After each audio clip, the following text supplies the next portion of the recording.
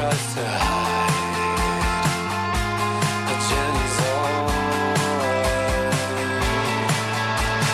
Jenny ran, it was a shame, 'cause I think I love her. Jenny ran, it wasn't a game, at least not for Jenny.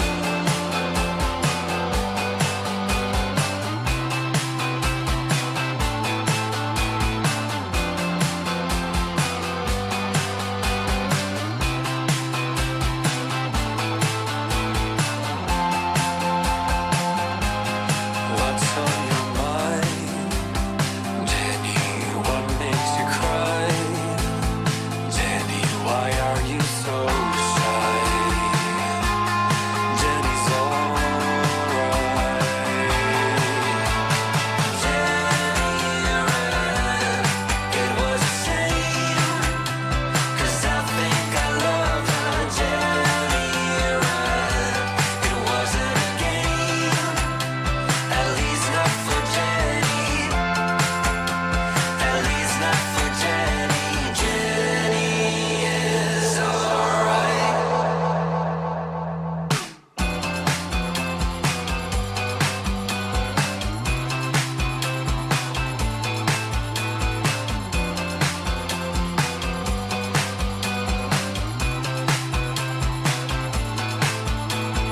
Jenny ran, it was a shame, 'cause I think I love her. Jenny ran, it wasn't a game, at least not for Jenny. Jenny's alright.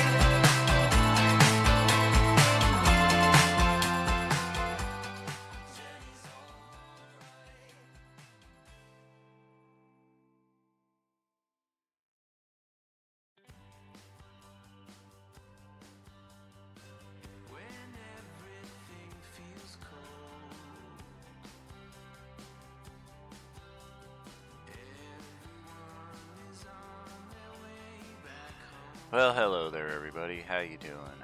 Hope you're having a fair to good to excellent, somewhere in the positive spectrum week so far. It is only Tuesday, though. I almost said it was only Monday, so at least we're a little bit ahead of that curve. I am Tragically HP, the guy who created Roleplaying Unlimited, but you probably knew that already. What I was gonna say, though, is I am just incredibly exhausted here. Have not been sleeping much at all for the past few nights, and finally got myself a few nights. Not even a few. I got myself 1 solid hour of good sleep this afternoon after work, when the most inept Amazon driver I've had the displeasure of dealing with brought a delivery to my house, and for any other delivery I've ever had, they just leave it right there at the door. They take the picture, you get the update through the app, they go on about their day. This one, however, decided to knock on the door because maybe I was going to come answer and grab the package. Like, I just don't know. I've never had that happen before. And my dog is just the biggest asshole in the world. Like, he will just bark up a ferocious storm at anyone and anything who is not me or my wife, including Amazon drivers who choose to knock on the door. So that was the end of my nice slumber there. I tried to get back to it, kind of tossed and turned for a little while, and here we are. We're gonna try to make something productive out of our time. So thanks for joining us here, friends. You're not watching this for me anyway, so I'm gonna stay here ensconced in the shadows. If it's all the same to you, today was a bright enough day here in lovely old Las Vegas, so I think I'll enjoy the shade. If you were with us last time, though, this is where we left off the flooded mines. These are the assets, and after looking at some of them over the last few minutes while the stream has been kicking off, some of them just don't look right. The scale is off on some of them, so I'm thinking more like these are probably true to form. The rocks really can scale to any size. I think those look okay. They look a little, I don't know, abnormal, but I think they still work. And then likewise with things like these, I don't know, is it? I think it is. Yeah, some of these just finagling, trying to figure out what the actual dimensions are. A lot of these artists include the intended directions, or I'm sorry, dimensions in the asset, but some of them do not, which makes the process such a joy trying to figure out just what you're supposed to do. Yeah, I think that's okay. Yeah, some of these are just looking far too large for shovels and pickaxes, unless it's a giant's mine. Yeah, this looks a lot better. Everything about the same scale. Scale is not my strong suit when it comes to building maps. And an old friend once, I would say made fun of me, but his style was more serious and berating. He would definitely pick on me about my scale, like when I would do my hand-drawn maps and the vehicles would just be way off scale compared to the rest of the map. He's like, dude, is this truck supposed to be the same size as the house right here? I'm like, come on, man, you know what I'm going for. Alrighty, so that should finish it for the flooded mine, and now here we are at the White Dragon Lair. See if we can knock a few more of these out today. So what's going on out there in Streamland? Talk to me. How's your day going? How's your week going so far?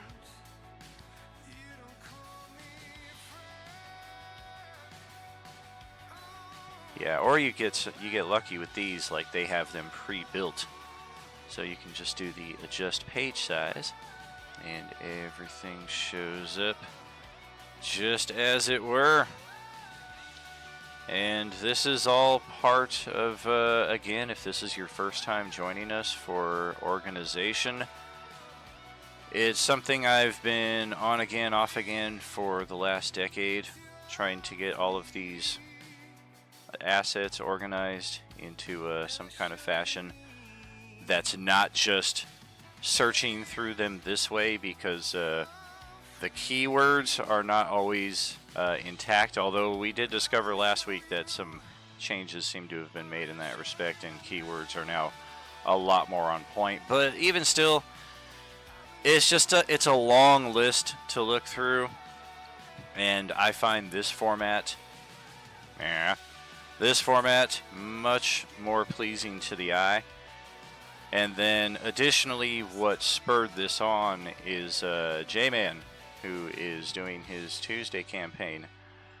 I want to put together an organized library for him, for he can just look through, pick and choose the maps that he wants to use for his next campaign, so that way we're not double spending in the community on what could be some of the same assets. It's just gonna be an ordeal to get through all of this stuff, though. It is a lot. So what is this? Frozen stream nighttime. Hey, there's J-Man right there. What's going on, buddy? Man, I feel you on that. Long week already. Super tired. Yeah, I've been doing I foolishly or smartly, I still haven't made up my mind on the decision that I made. But I went back to 410s, so that will open up my schedule a little bit more one day of the week, but the other days of the week are gonna be just insane. Yeah, we get Hotum. Nice. Frozen stream. And since J-Man's here, just something to have a look-see at what we've done so far. I do remember towns being something that you were interested in. And these were the first ones that I built for this, I want to say back in like 2017 when I first started realizing that the digital assets here on Roll20 were getting out of hand. So I started assembling all of these, and this is Rivertown, which is just ginormous. None of these are dynamically lit, though. That's the hurdle with these. Like, the maps are already assembled in a, in this case, really the intended format, because the connection of the river, of course, tells you how to piece all of these sections together. But as you'll see on some of the other maps coming up ahead, I had to kind of use my best judgment in assembling these things. And then as I showed off to previous streams, probably in the first one, these little pop-outs here on the bottom are the second levels. So that creates a whole other map section, but also an additional hurdle. Like, ideally for these, I would just build them on an entirely different map, because you can't just superimpose them on top of level 1, because the dynamic lighting... Hello. There we go. Yeah, I was having problems moving these around last time. That is sad. There should be like no issue whatsoever. There we go. But yeah, the dynamic lighting between the levels does not match up. Like, if it lined up here, it matches up perfectly, but once you set it up right there, you can see how the lighting would just be all kinds of effed up. And did I? I guess I moved the other piece there in my attempts to show this off there. There we go. And then this can go to the back again. Beautiful. So yeah, that's all connected right there. Rivertown is good to go. Just needs dynamic lighting, if that's even something we want to do. There's a small hamlet, which is likewise just all kinds of massive. The difference between this and the other one is there's only one level to it, so that does add some simplicity. But this is me using all of the assets from the hamlet package in one. You can see once I click on them, like, this is just one map piece. And oh, how about that? Oh yeah, this is a second level thing. Yeah, because the mill. So yeah, that has a second level to it. But the rest of these are probably just, yeah, just blank grass behind there, just in case I needed any filler between pieces. I don't know if I did. Yeah, this all looks pretty solid. So yeah, this is a pretty sprawling community here. And then a small town. This is just the ground level. There is a whole other second level that I've not even put into this yet, which is going to need an entirely new map, because yeah, no way I'm going to find a way to superimpose these together on this. But yeah, your standard 25 by 25 maps by Gabriel Picard, all placed together in a civilized format. Yeah, this is one of the smaller ones as well, and I guess this is the space that I was planning on using perhaps for level 2. It could still work out that way, because the intent with these are not to be the final maps. These are just kind of the foundations from which you can then copy to an additional source, and then we will make maps out of these later on. Medium City, definitely had to use my creativity to the utmost with this one because a lot of these pieces just did not have any obvious way of connecting. And because it's a city, I wanted to have a fortified wall here, which really just looks like more of a wooden fence. You can probably find something better to represent that, but just gives some indication that there is a defense around this of some sort. And then, yeah, all these other... Got the bad neighborhood over here where the streets aren't paved anymore, all broken off and shit. Got your town center. Yes, this has a second level to it. Did I do that with all these? Yep, I put the second level behind the first level on these. Give you an idea there.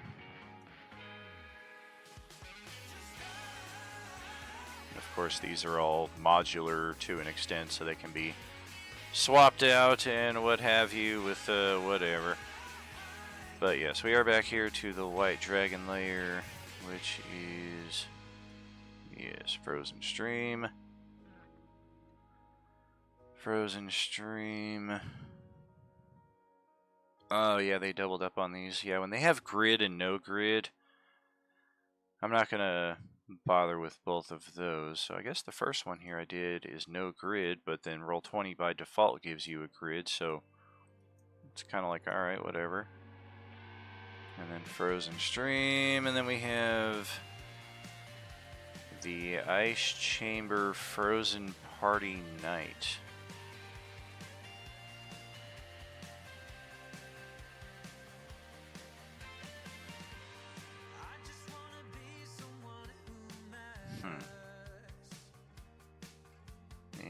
Interesting.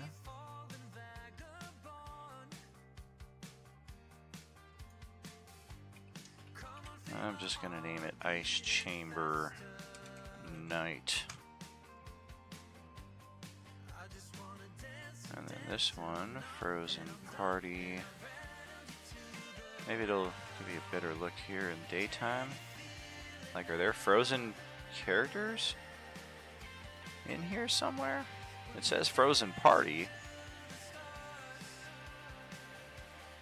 So I was just initially drawn. Oh yeah, here we go. Yeah, here's some Frozen characters. Interesting. Okay.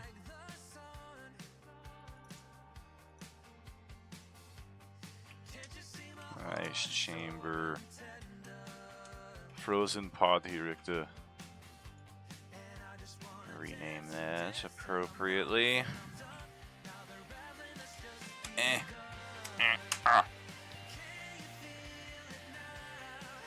Okay.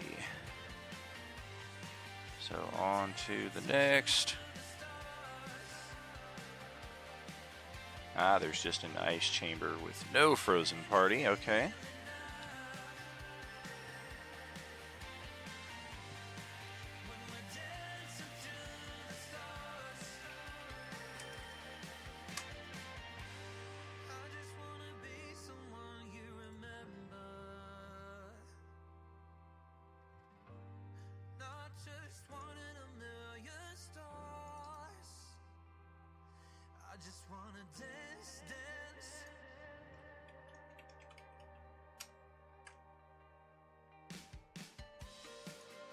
Yeah, when you get maps like these, this will be a much more expeditious process, getting all of these copied over.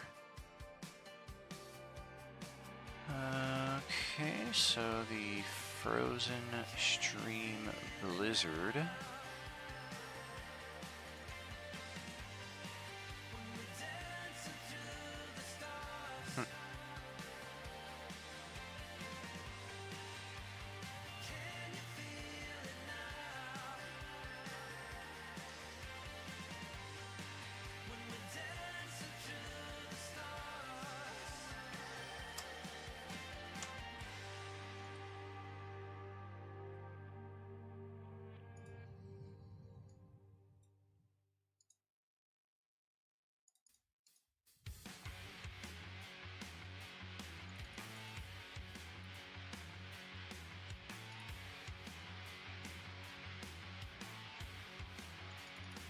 Pretty cool maps. I don't know who the artiste is on this one, or if it's one that I even purchased. As I keep going back to, this could be one that was a free as part of your pro subscription kind of deal. Frozen Stream, Ice Chamber, Blizzard, Frozen Party Night. Huh. Okay.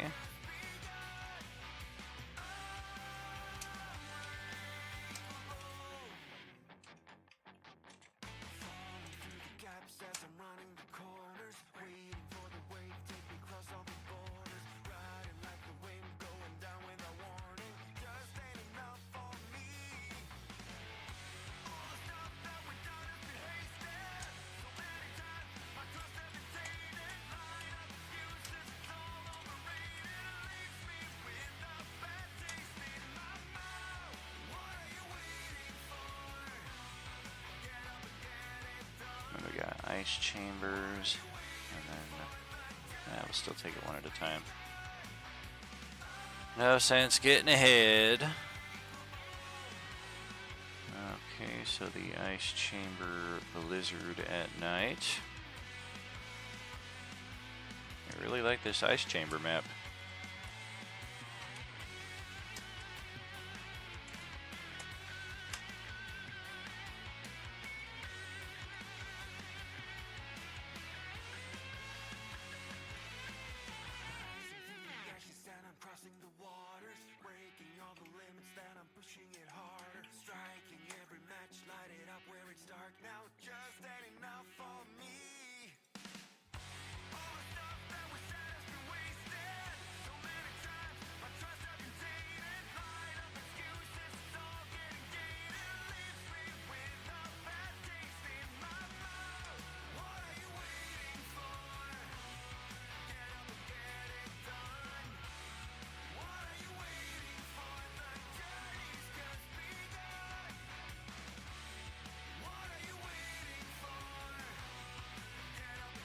I guess they don't have the frozen. Oh yeah, there is there. There's a night one right there. Okay. Ice chamber, clean.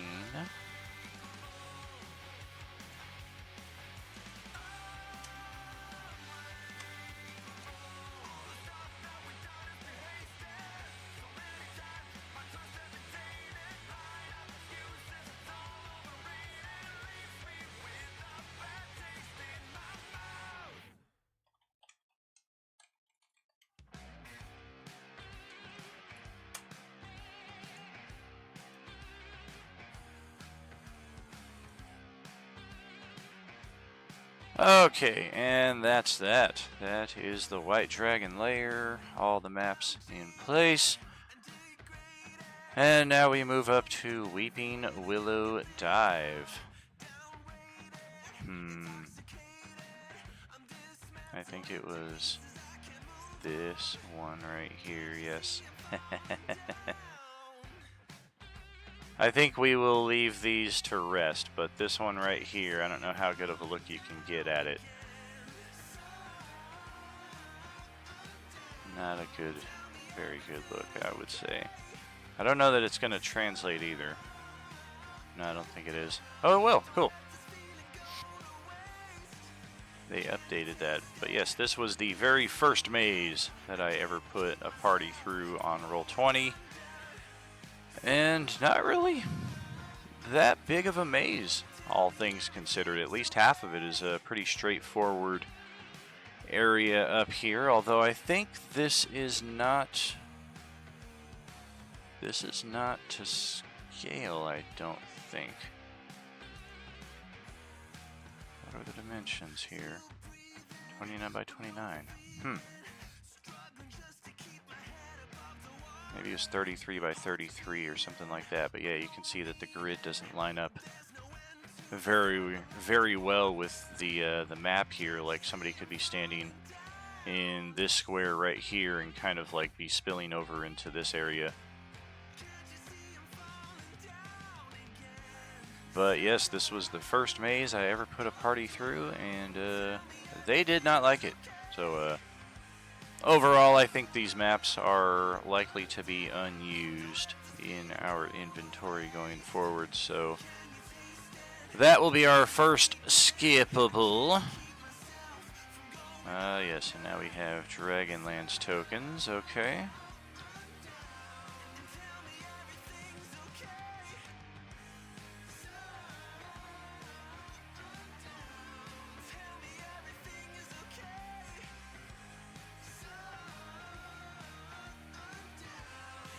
Wow, is it supposed to be that 3x3? Is that right?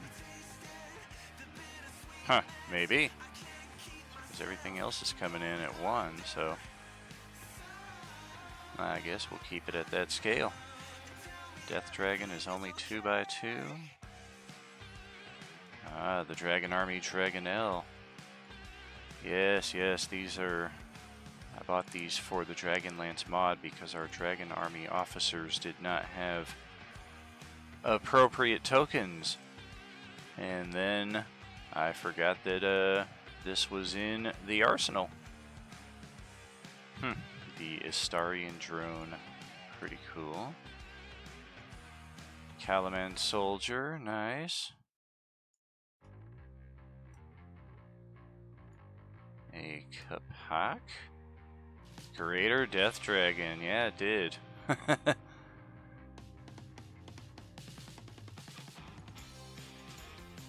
Kender Skirmisher.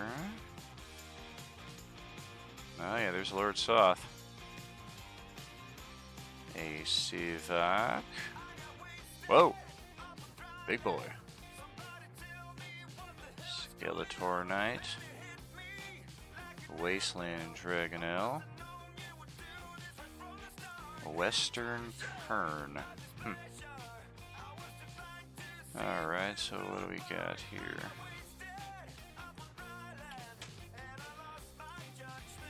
It says 2, 4, 6, 8, 10, 12, 14, 16, 18. 18 by 8.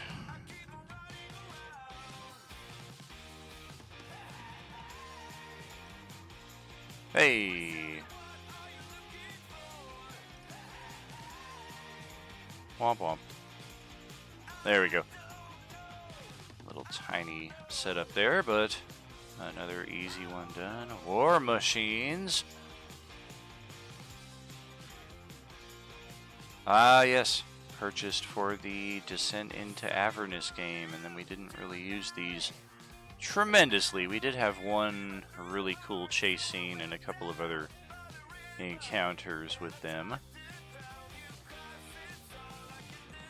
I'm gonna call this Avernus War Machines, though. I think that'll stand out a little better. Are they all gonna be a default of 1 on that? What about map layer?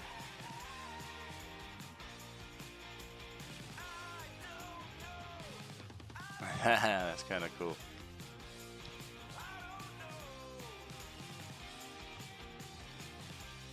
Kind of feel like that's more the intended scale, though. Drop that on there. A Screamer. What the fuck is that? I don't remember that. Infernal Marauder. Oh wow. And then they're all decked out. Huh.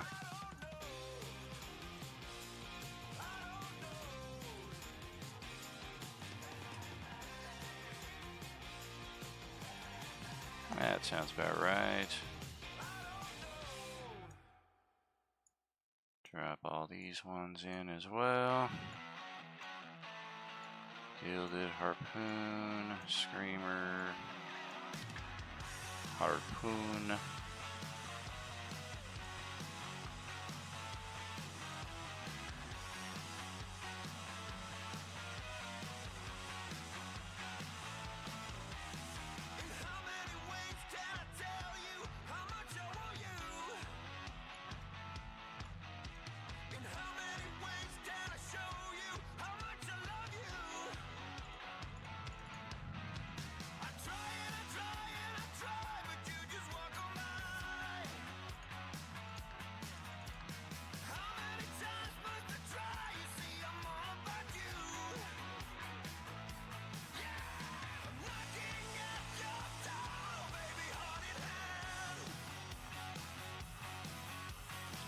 a lot of war machines.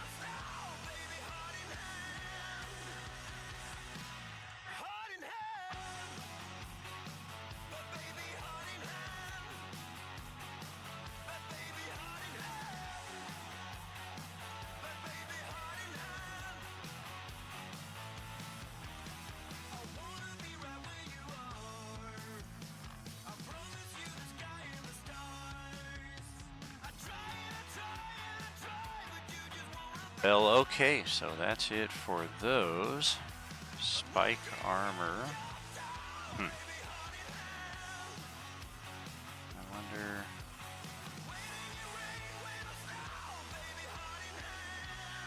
Is that something you put on the front of the vehicle, I guess? Yeah, it looks like. A Styx thrower. Oh boy.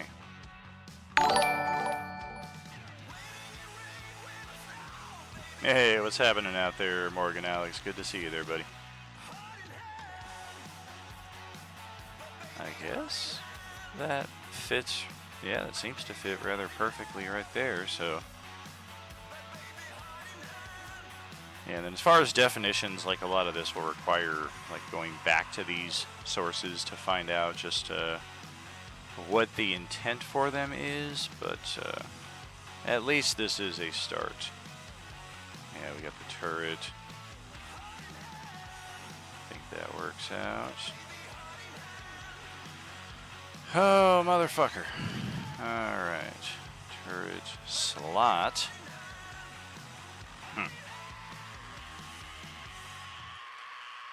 Oh, goodness. No.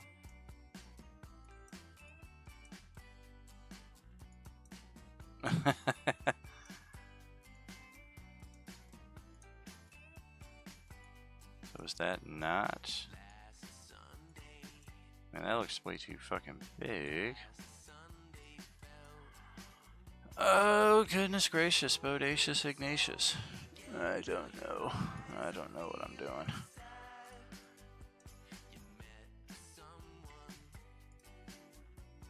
I don't know, we'll just leave that as it is.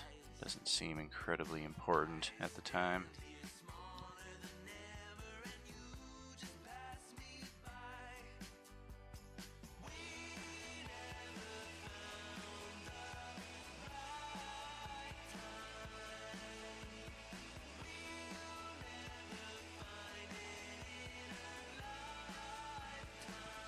We got some bicycles I want to ride.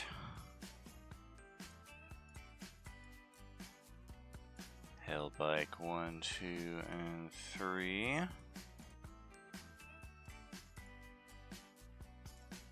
More bikes.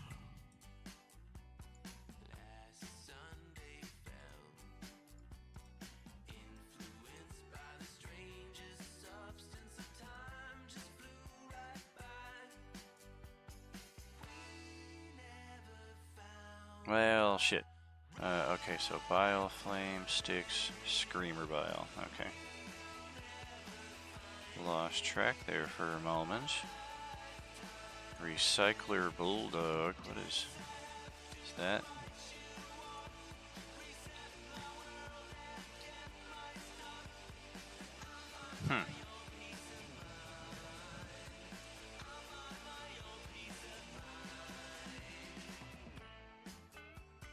Yeah, that seems about what it should be. Recycler Elefante. Likewise, 3x2. Yeah, that looks about right.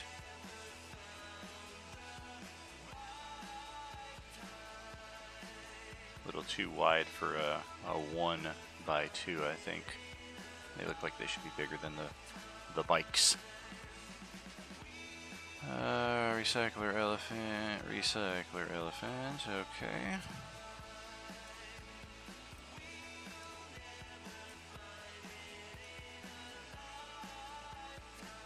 The real trick is don't buy any more assets. until all of this organization is done, because I'll buy something that's already past what I've done, and then it doesn't make it into the organization here. So that is the aim. Avoid any purchases. Alright, Recycler Spine.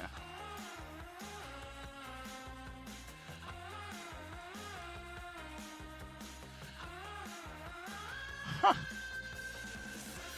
Crazy.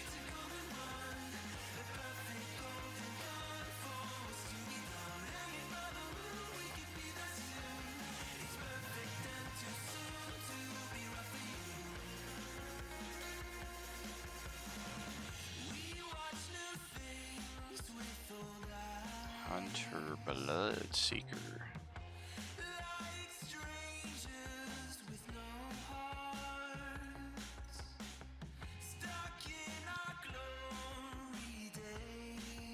Pretty solid.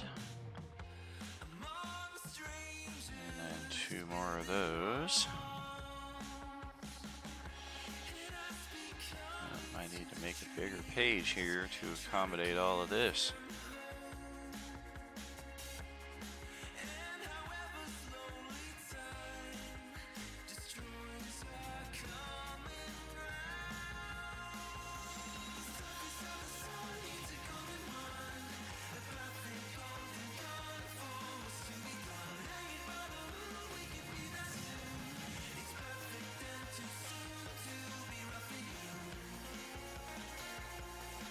Yeah, pretty much everything we're listening to here is OTE. I don't know if that's how the band intends to pronounce it, or if it's supposed to be like OT or OTE or what have you. But solid music choices from them.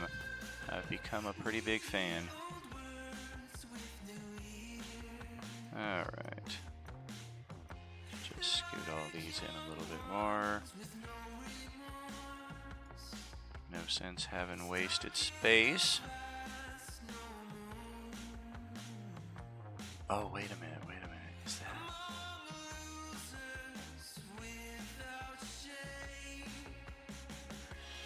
that...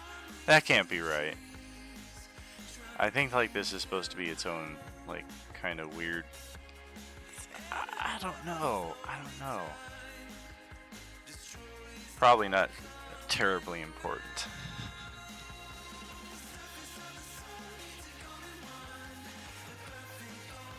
Bring all of you up a little bit. Likewise here.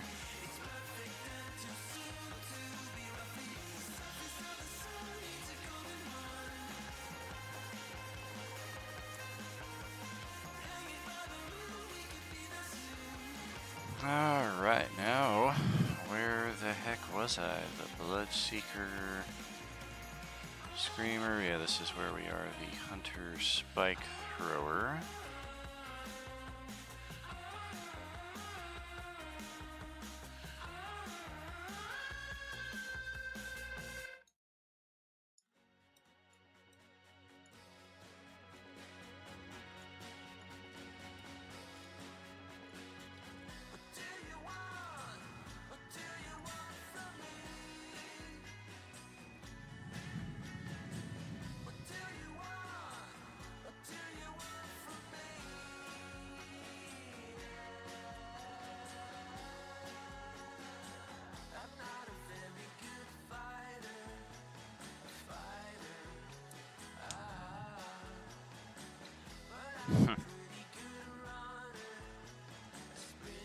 Definitely look like vehicles that belong in hell.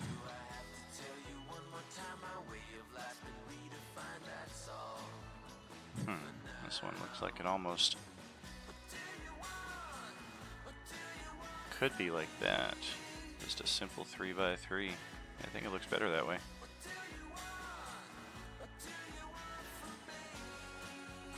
Alright.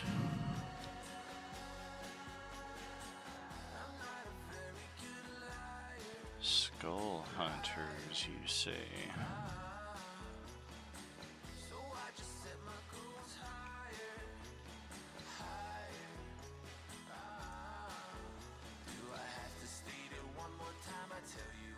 Mm-hmm.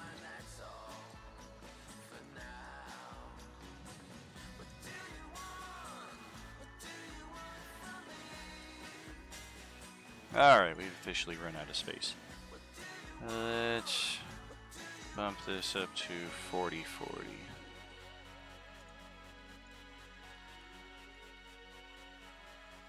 And yeah, we'll start scaling up here.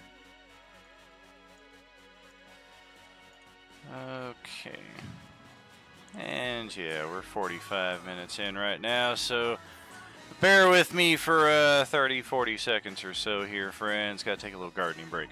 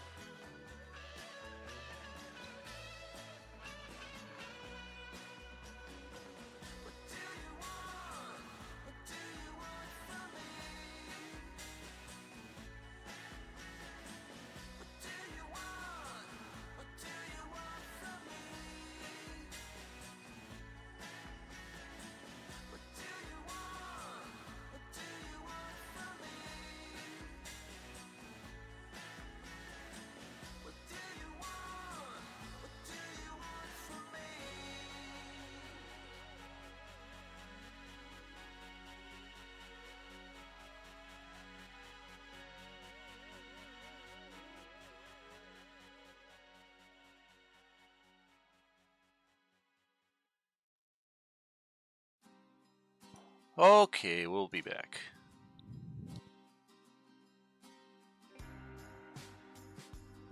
Looks like it's Demon Harvester time here. Oh damn, there's a lot of them. What does this do?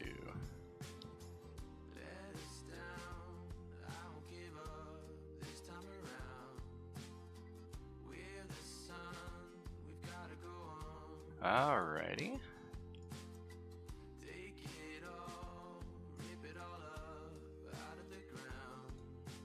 Yeah, this almost looks like it should be 5x3. That's definitely too wide. Yeah, I think that's good. That also kind of looks okay.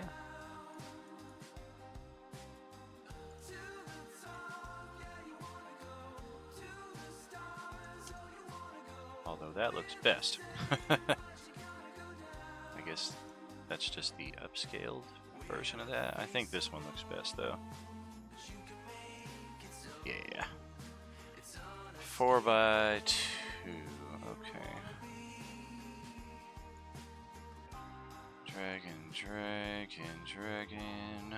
Dragon. Elephant. Triceratops. Emporium. Alright, we're nearing the end of this one.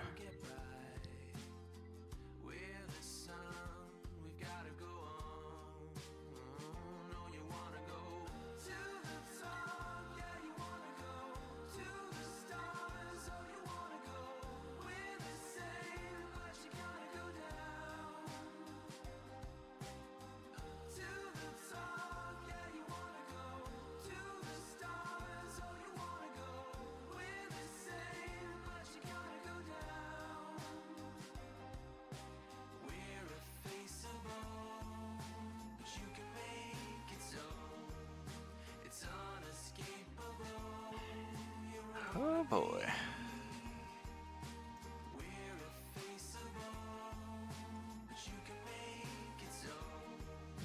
That one looks a little oddly shaped there.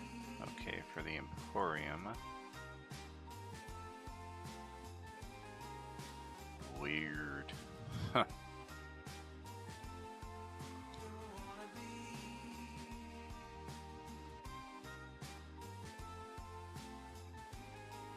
I guess that's okay.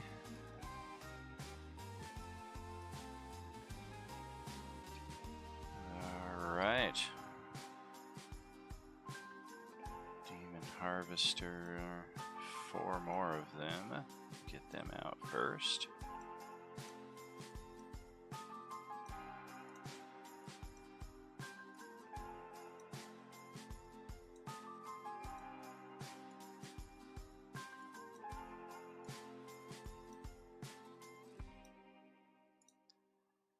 Yeah, look solid.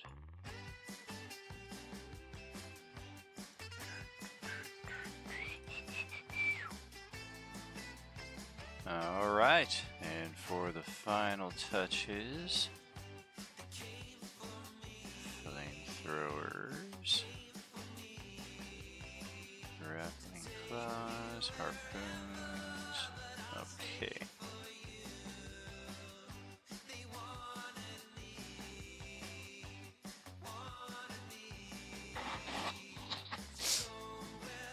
Wrecking ball. Okay, so yeah, if you want to have one on the end, I guess. Oops. Oh, goodness gracious.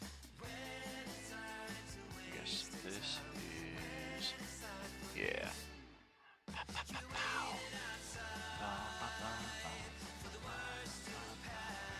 Yeah.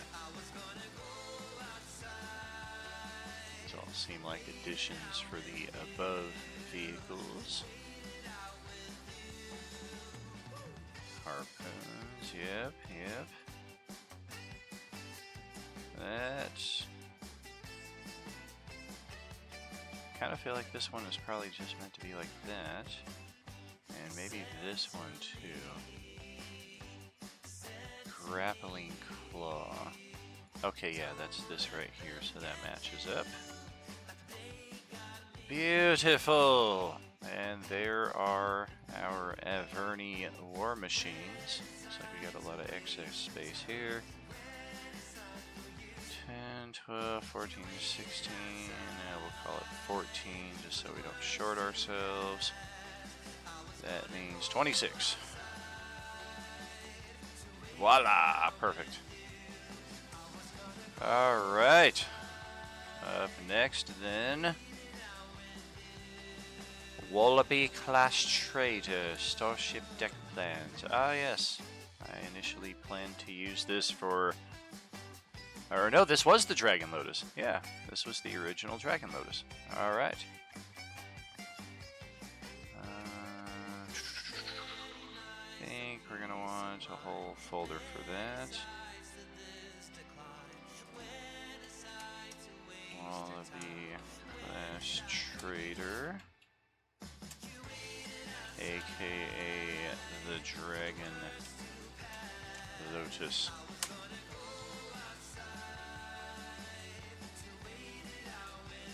Okay, adding pages. Back to the map layer. Oh yeah.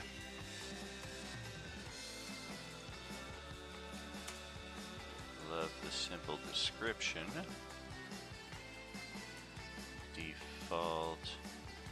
Yeah, I think. Oops.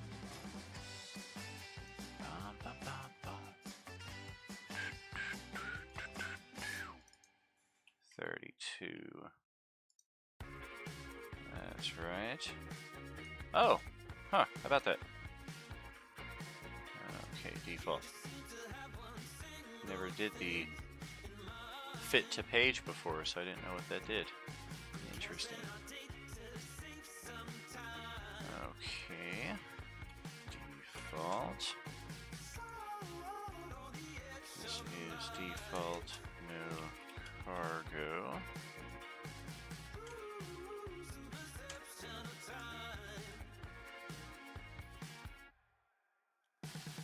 Doesn't matter if we have a grid or not.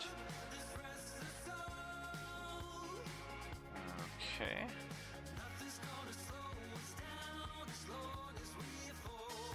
Emergency.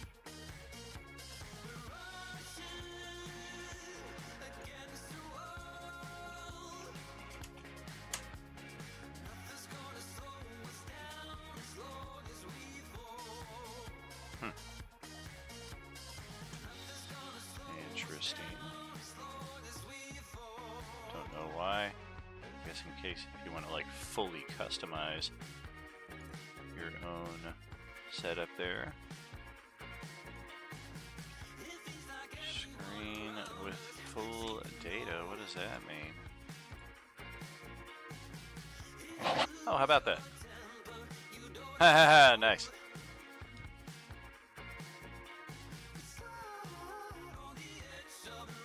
complete with maintenance hatch. Screen layout, ventilation.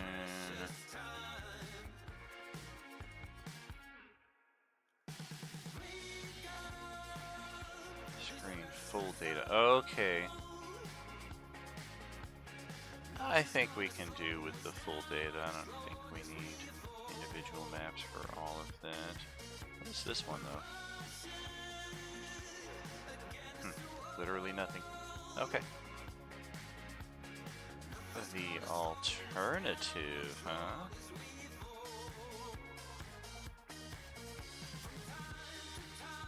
Yeah, alternative backdrops.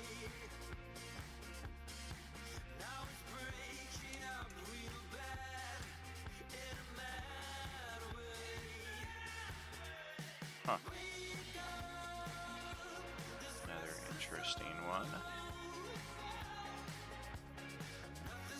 Kinda cool.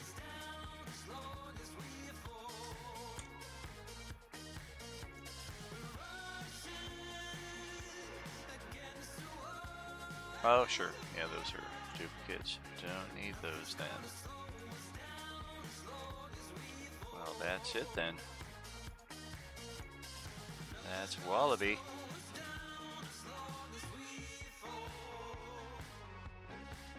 We're getting there. Village to pillage, Steam City. Oh boy. Oh man.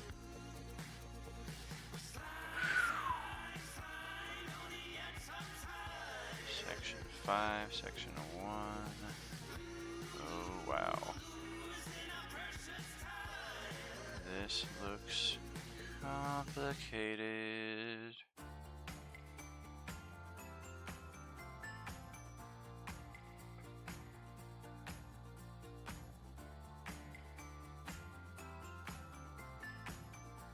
Alright, it's gonna need a folder first and foremost. Steam City.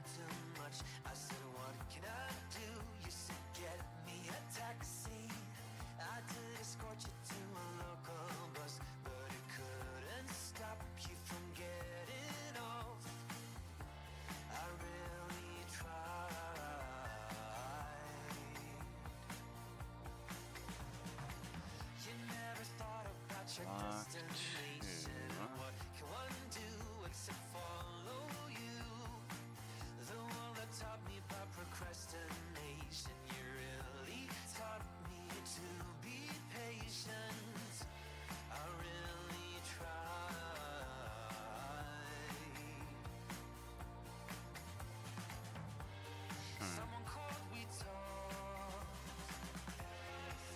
Yeah, a lot of these are just observation, trying to like figure out how they piece together and all that good stuff.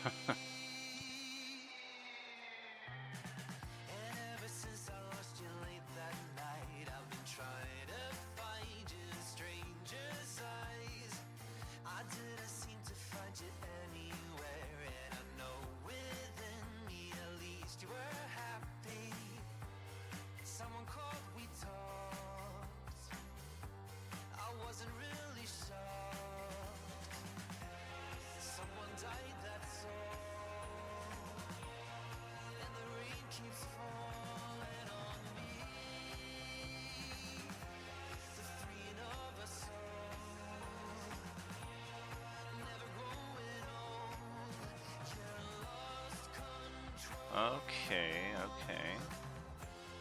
So let's try 80-80. Oops, that's not gonna work.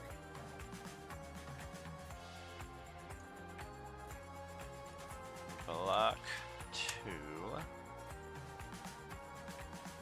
And then sure. Okay, so block 2. We've got the floor level. I really don't mess around with unfurnished that often. So that's level 1. Level 2 with some...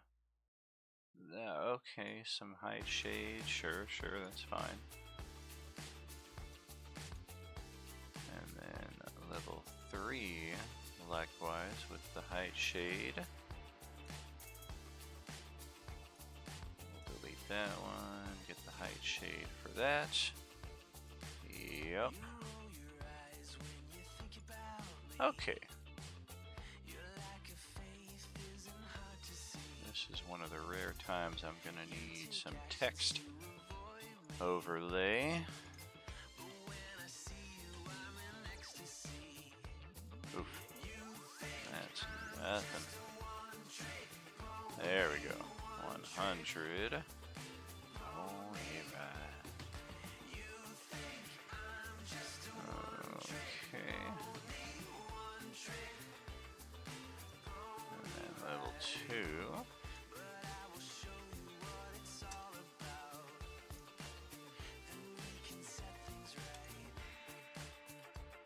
Level 3. Level 4. Okay.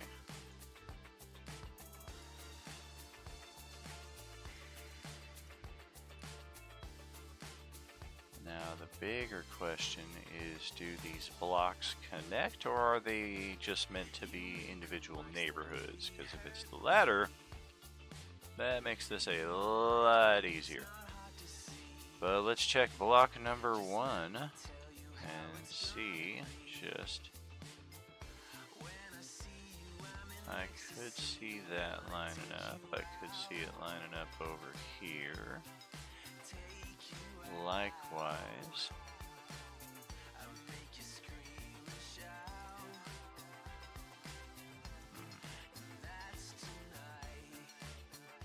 Block 1, floor number 2.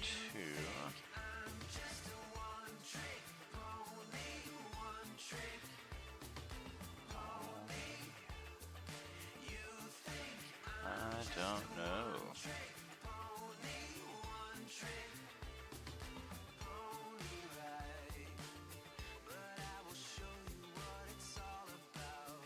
Block 3. Height shade.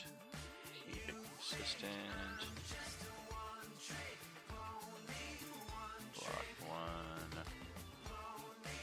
1. Roof. Height shaded. Okay.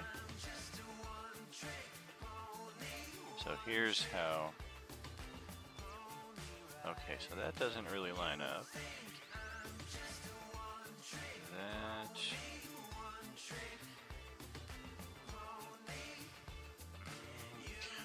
Kind of. That could, on that side. Don't. Oh, that could work too. So as yet unclear if these are all meant to connect. Oop.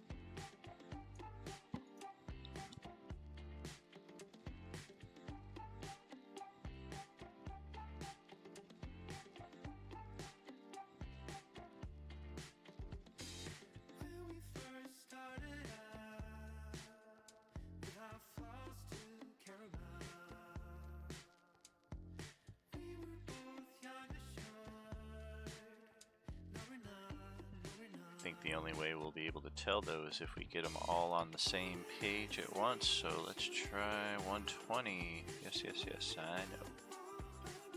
Might not load if you make the maps too big. Empty blocks. Sure. Yeah, these are very handy if you want to get super detailed for each building. You can have like your own detachable rooftops, and then instead of using the dynamic lighting when the players go in there, you just remove the roof. Works very well in situations like this where you're doing like city navigation. Just need a little extra touch.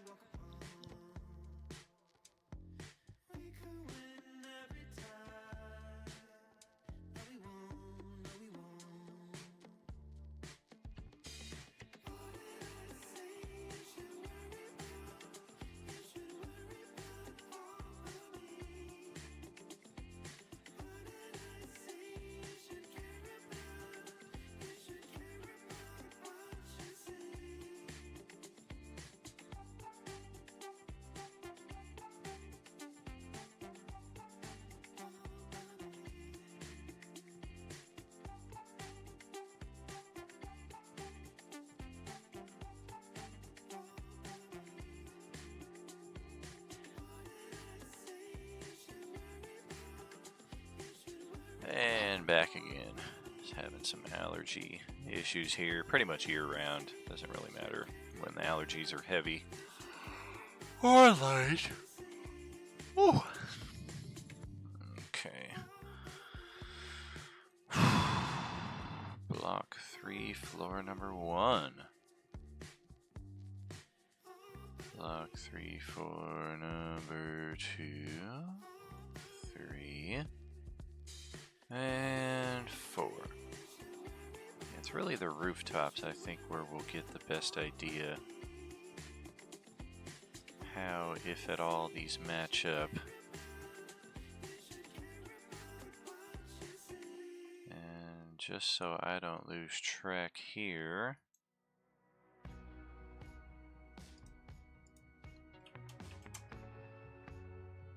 block 1, block 3.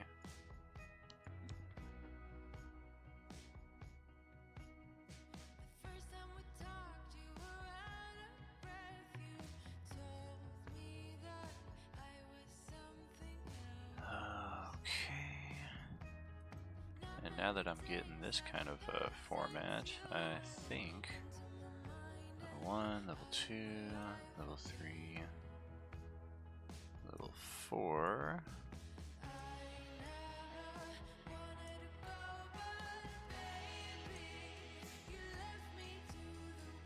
Okay, level 1. Yeah, this will look a lot better lined up side by side like this. I do believe. But then block 1 should be over here.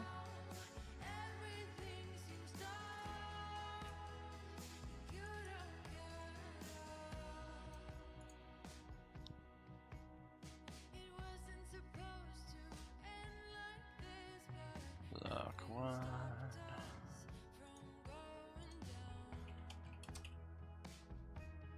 And 2. Yeah, here we go.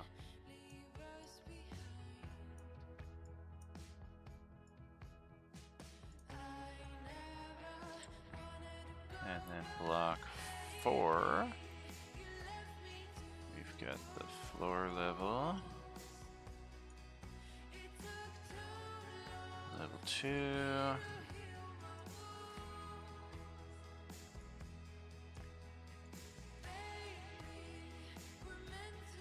And 4.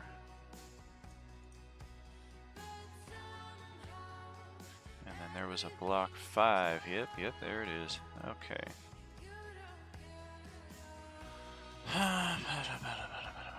Block 5. Floor number 1. Block 5.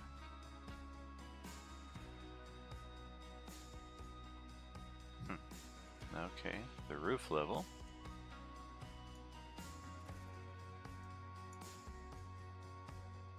But then what about block 5, level 2 and 3?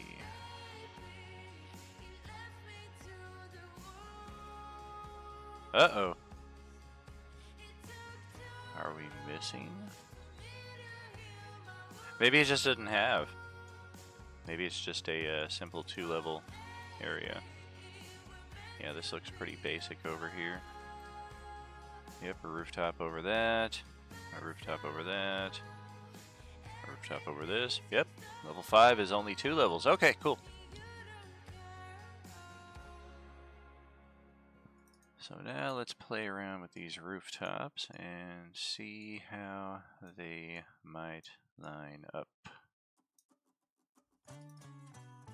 Alright.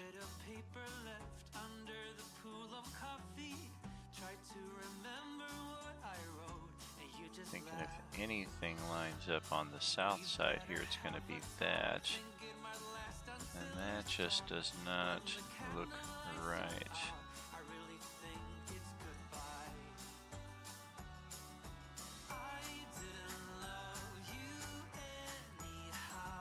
Yeah, I think these are all individual. Looking at them, I I can see how some of them might line up with each other, but I don't think they're intended to.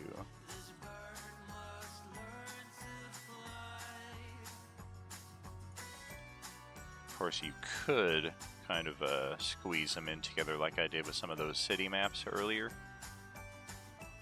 But overall, I don't think they need to be rooftops. I'm not going to fuck around with empty blocks. I mean, that red dot in the middle. Manhole cover? I think so.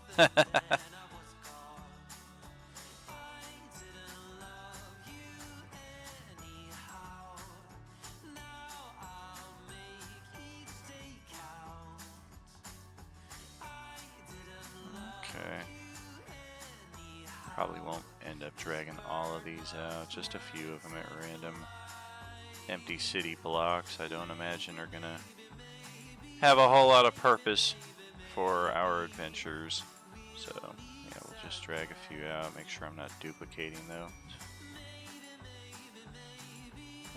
Okay. Yep.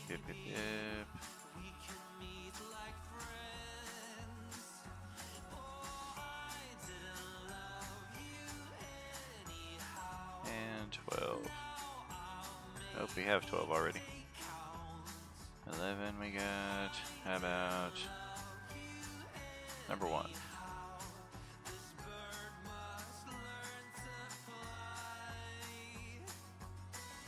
Wonderful. Okay. So that's our Steam City right there. Gonna need block 4, block 5.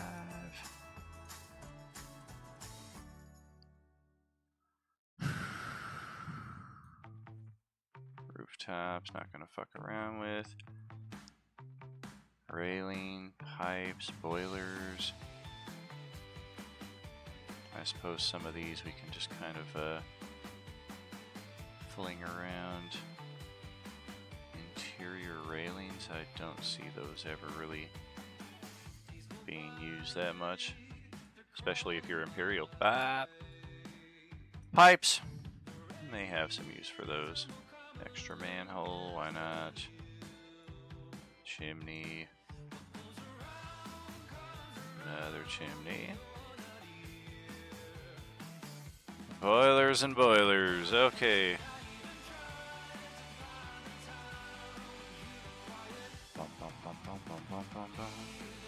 We got that, okay. Steam City. For the most part, I think we are good. Not as complicated as initially seemed. Just gotta kind of peer around at it for a little bit and make heads out of tails, or make heads or tails out of it. Blah blah blah blah is what I mean to say. And we are on to, oh boy, Medium City number 2. I wonder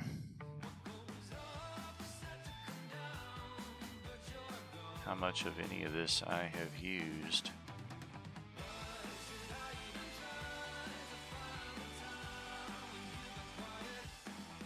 Okay, 6 blocks. Overviews. Nice.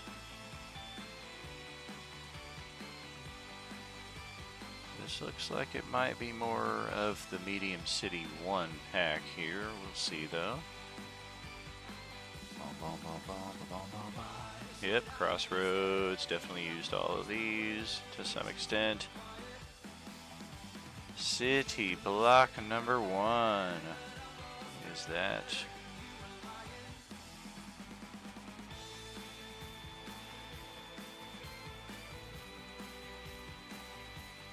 Oh, that's floor number 2.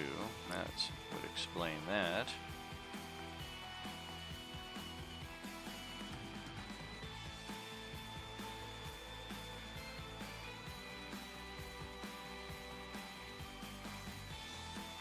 Okay, so the warehouses district.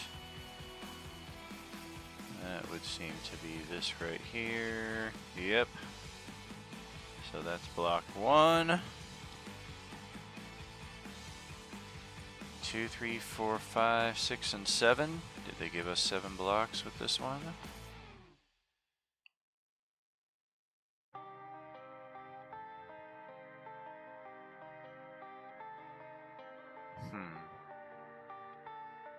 Maybe I started grabbing from the City Planner 2.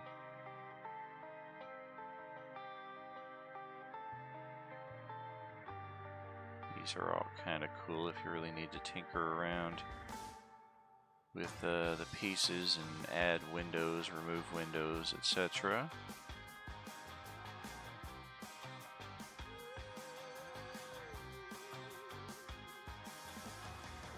Okay, so number 6 is the Market Square. 5 would be... Holy moly, there's 3 floors. Wow! Oh gosh. Whew. Alrighty. Interesting, interesting. Crazy detail on these things. Oh boy. Oh, jeez.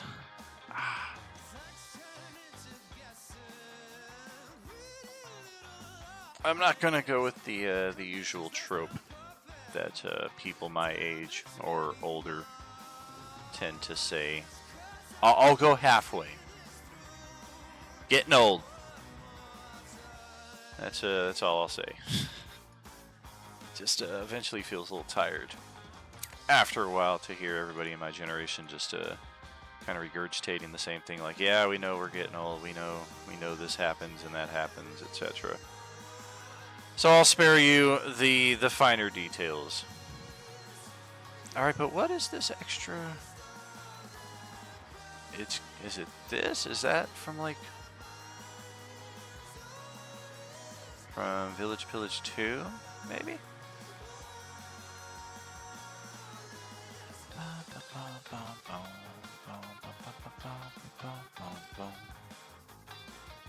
Well, that all looks good.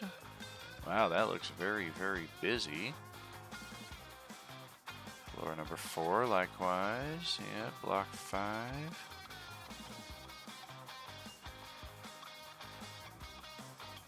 I didn't double up on a block, did I? No, these all seem straight up. Okay. Floor number 6. I'm sorry, block number 6.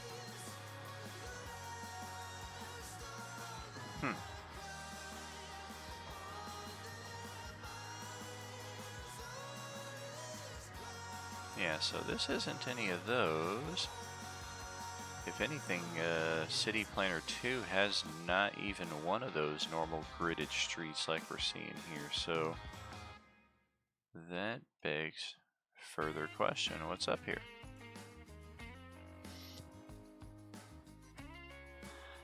You're on 8 on the dice game. Wow. I'm still on 23 for way too many months. Oh gosh. Save us, Calgary. Greatest fucking city in the world. Oh boy. Alright.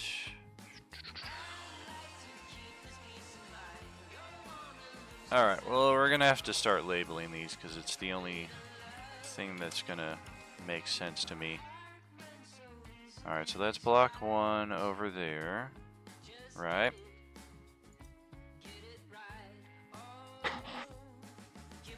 I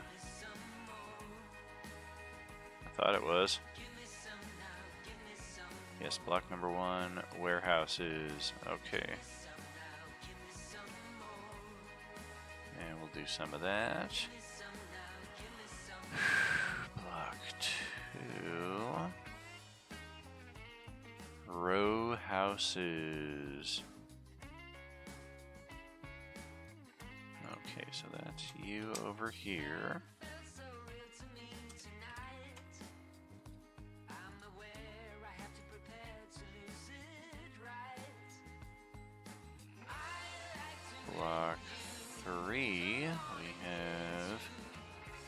Yep, Guildhall and Inn. Oops.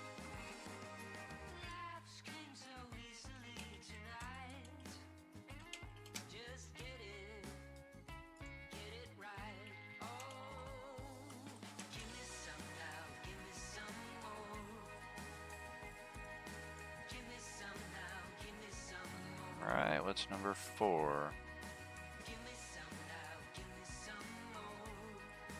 City Block 4 is the Workermen, okay.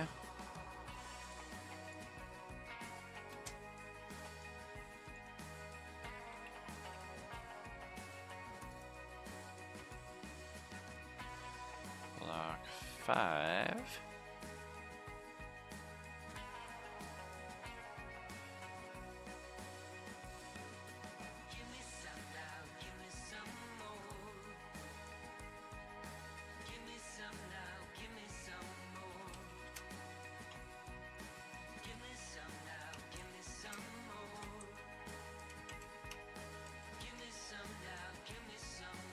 Okay, Brewers and Merchants.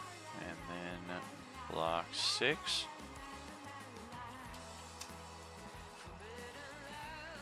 Market, more like. Make it? Okay.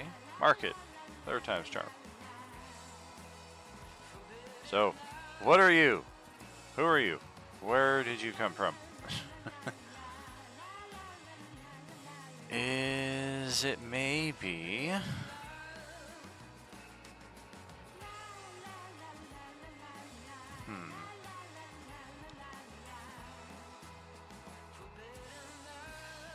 I wonder why I skipped past small town and went right to the city.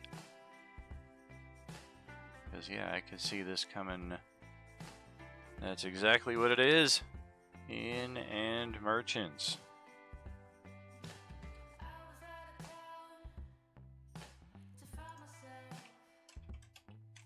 Okay, so Block 1, small town, and nope, I like that. Inn and Merchants. Okay, mystery solved. Beautimus. I know everybody's greatly concerned.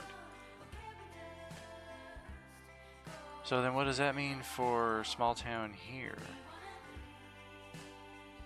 1, 2, 3, 4, 5, 6. Are there 7 districts and I only used 6? No!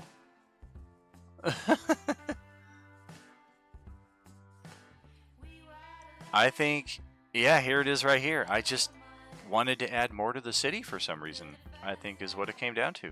Because, yeah, this is already being used in the small town. It's just duplicated here just to, I guess, add a little extra something to the map. But hey, I don't know, it was 7 years ago. I don't know what I was thinking. Okay, so this is Medium City number 1, ground level. Okay, I think we'll use the map itself for descriptor.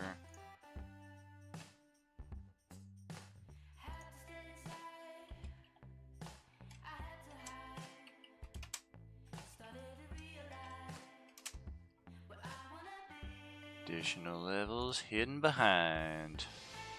And I think we'll make that about as big as we can make it, just so it doesn't get missed. Wonderful. Alright, so that's Medium City 1. Anything else from this pack that I didn't use?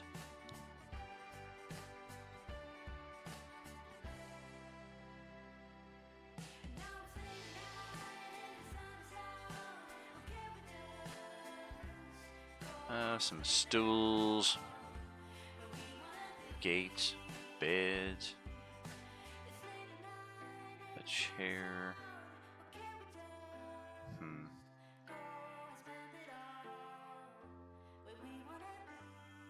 Well, they're not going to stand out unless I kind of throw them out here in the open. So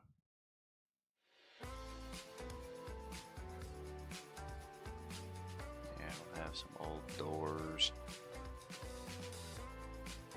bed, iron gate,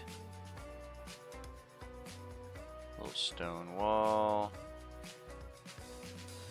a stool, and a table. Wonderful. Oh shit, that's all from the small town. No! Okay, so small town, let's snag all of that up. Copy, delete, and we'll send you over to your proper place. Right here. There we go, perfect little empty building for all these assets.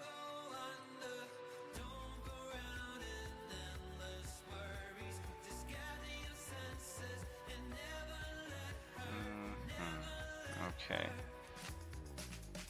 So medium city. What do's we got? More doors. Street grate, okay. Broken grate. Oh, I'm starting to build a little face right here. City transition, yeah, we've used a few of those already. Tight alley, block.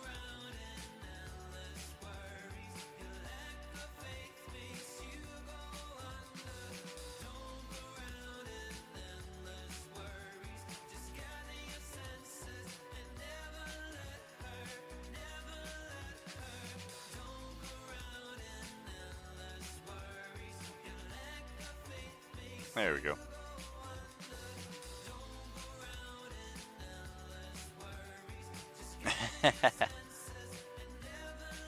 City road replacement. Huh. Alright, patch.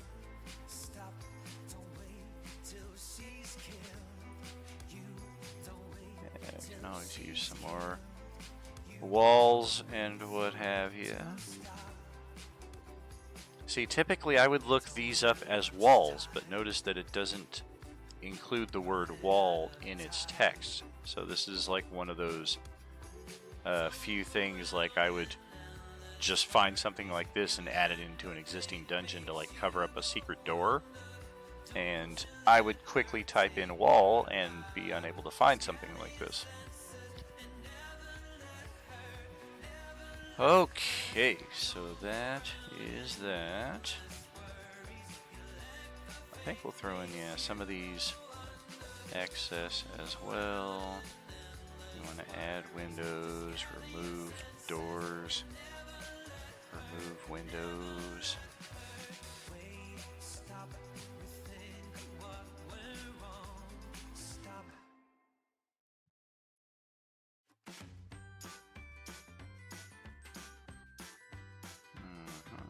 Adding doors. I think we'll leave that alone though.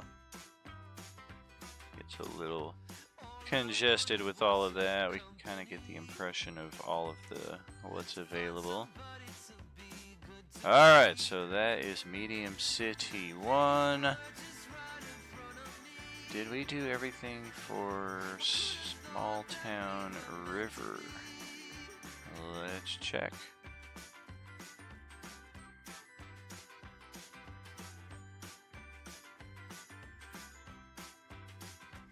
There are a lot of blocks here.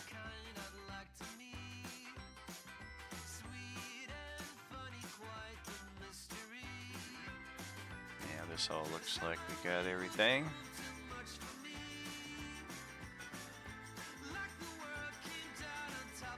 Yep, looks good. Alright.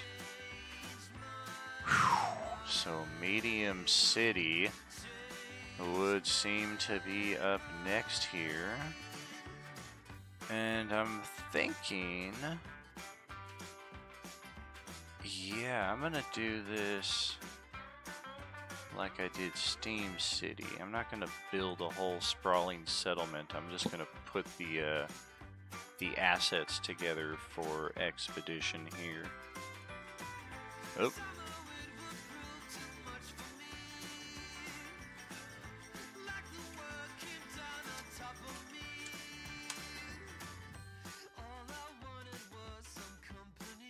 that's probably one we're going to want up near the top, I think. Alright. Add page.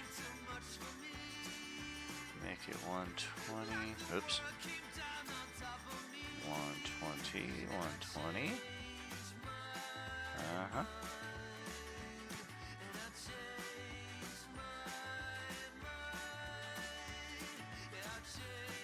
Okay. So block number 1.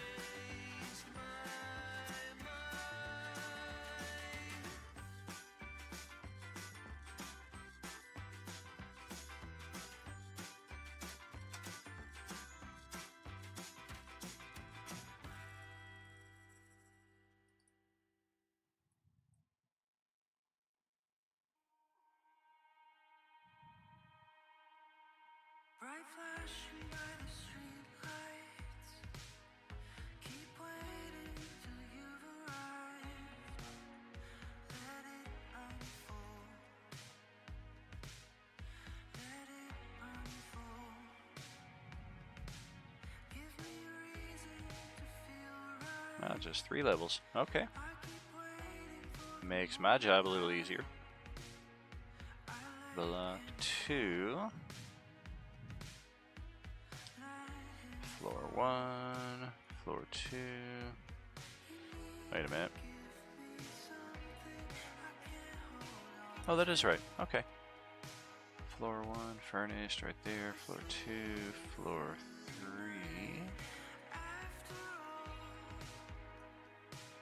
I don't know that I've used any of these before. I might have just picked them up to flesh out our library at some point in time.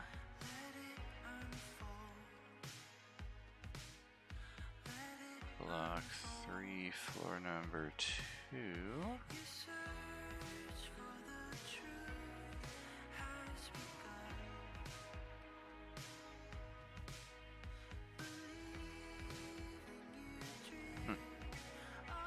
And block 3 just has rooftops after that. Okay. So what about block 1? Oh, sure. Rooftops. Alright. Block 2 with the roof. Furnishments included. I guess the furnishments would be the bushes and the chimneys.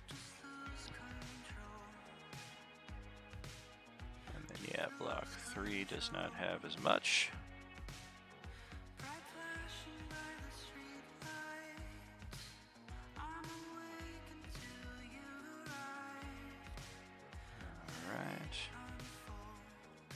Block 4. Block 4. Okay. Likewise, a smaller setup over there.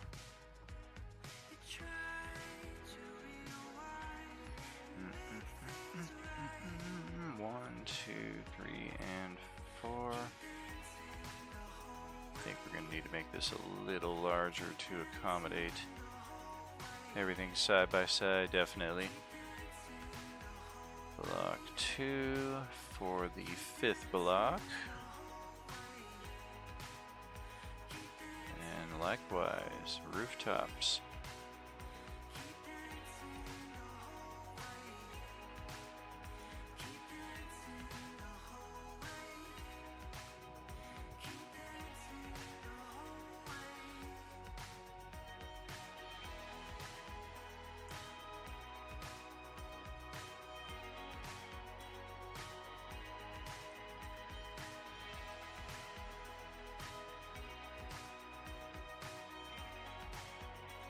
Awesome, there we go.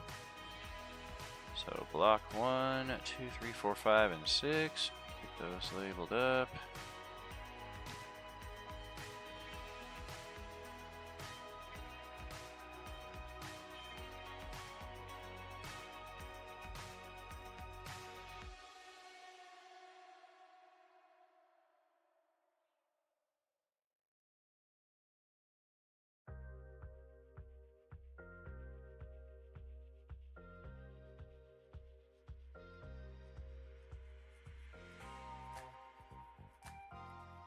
Fantastic.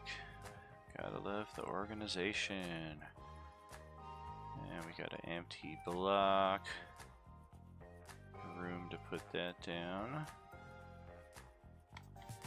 Can't access it though. There we go. That should be a map layer. Oh shit, did I do all these on the token layer? Damn, I guess I did. Alright. Glad they... I hope they did. I think they appeared at the right scale.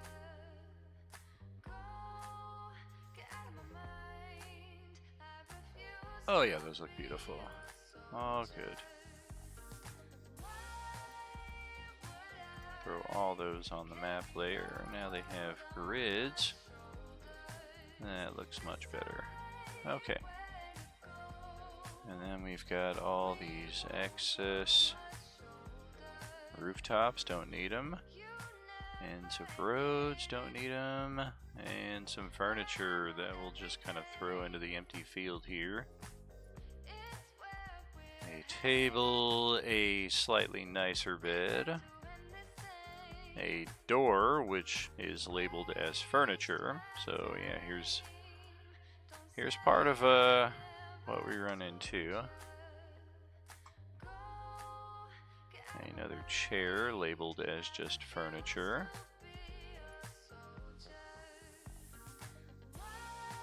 And a chest. There we go.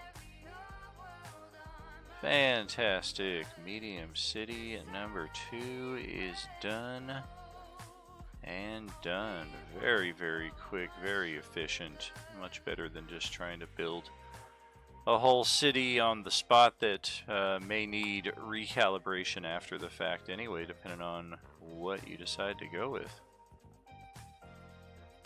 And then we've got, I don't know, 8 and 10 maybe? Or no, 8 and 20. 142 by 100.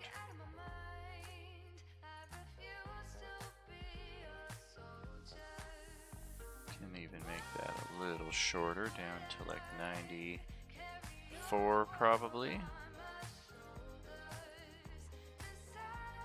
Perfect.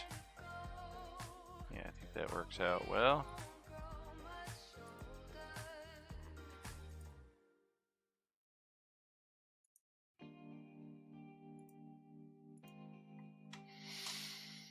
Okie dokie, friends. So we are at that point here again, about 45-50 minutes later. I'm going to take another gardening break and also give my voice a chill for a few moments here. So hang tight, we'll be right back.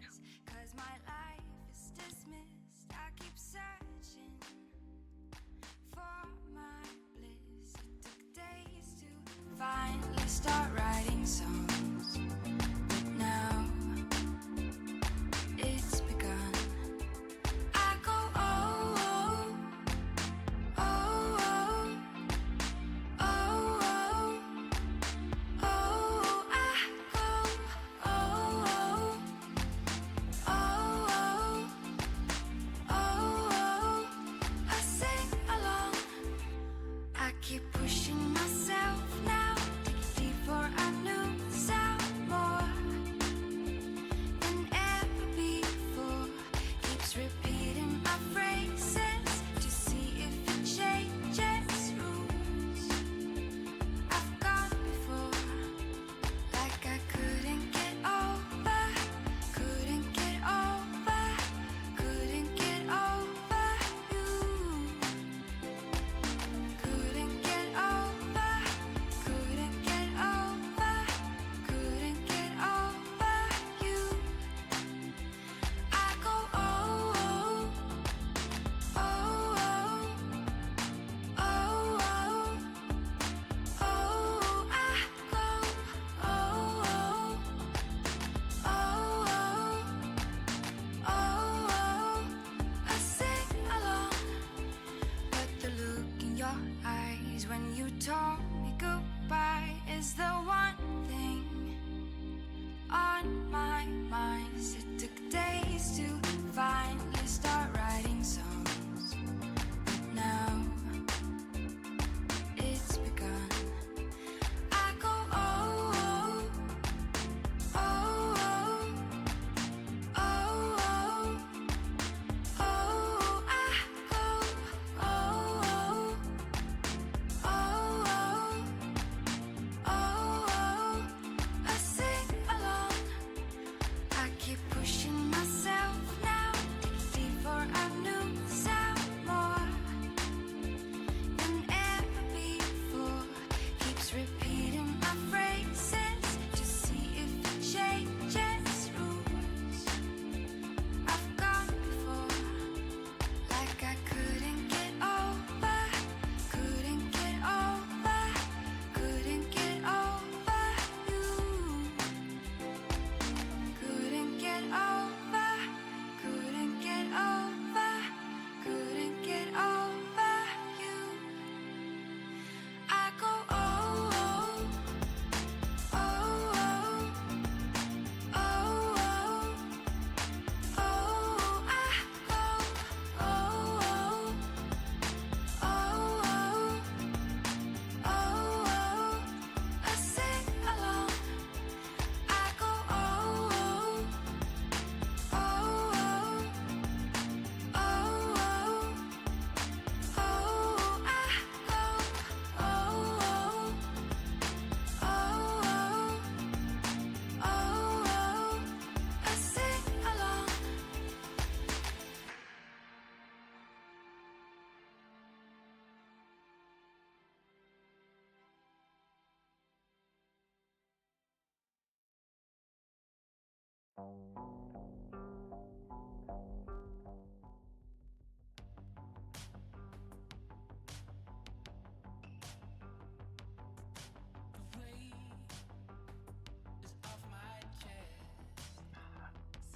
Hey everybody, I'm back. Just a little tangent. I hate being so tired and unable to sleep. It's a real bitch. Alright, so here, yeah, this is the Hamlet map. I just wanted to double check and make sure everything had been included on that, and it has. So we've actually cleared some good ground today. We did the White Dragon, War of the Lands, War Machines, Wallaby, Steam City, double-checked Riverside, double-checked Small Town, Medium City 1, labeled and organized Medium City 2, we got put down. Hamlets and Outskirts were already done. I just wanted to get the assets put into place right there. So that is 1, 2, 3, 4, 5, 6, 7, 8, 9, 10 that we have done more or less so far. Some of them were already done to some degree, but I'm gonna count it as 10. And that brings us to Murder Mansion, which I think is gonna send us Gothic Mansion also. Well, it was either Gothic Mansion or Murder Mansion. It was one of the two, but I have already put this map together on a different Roll20 page. So that's where we're gonna start, is trying to find that old game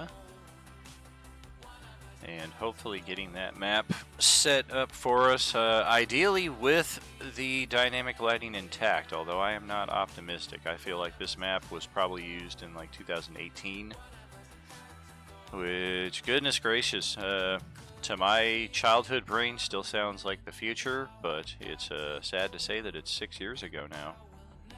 Crazy! Alright, no more buying assets. What about gifting things? I certainly do appreciate any gifted assets to our Roll20 library here. If they are tokens or map packs, and not necessarily a book, the only thing I would ask in that respect is just give me a heads up about it, because the email tends to filter to my junk email, even though Roll20 is something that I've frequently said is not junk. And beyond that, unless you do something special on your side, it always shows up as anonymous gifted you something on Roll20. So even then, if I do happen to see it, I don't know who gifted it.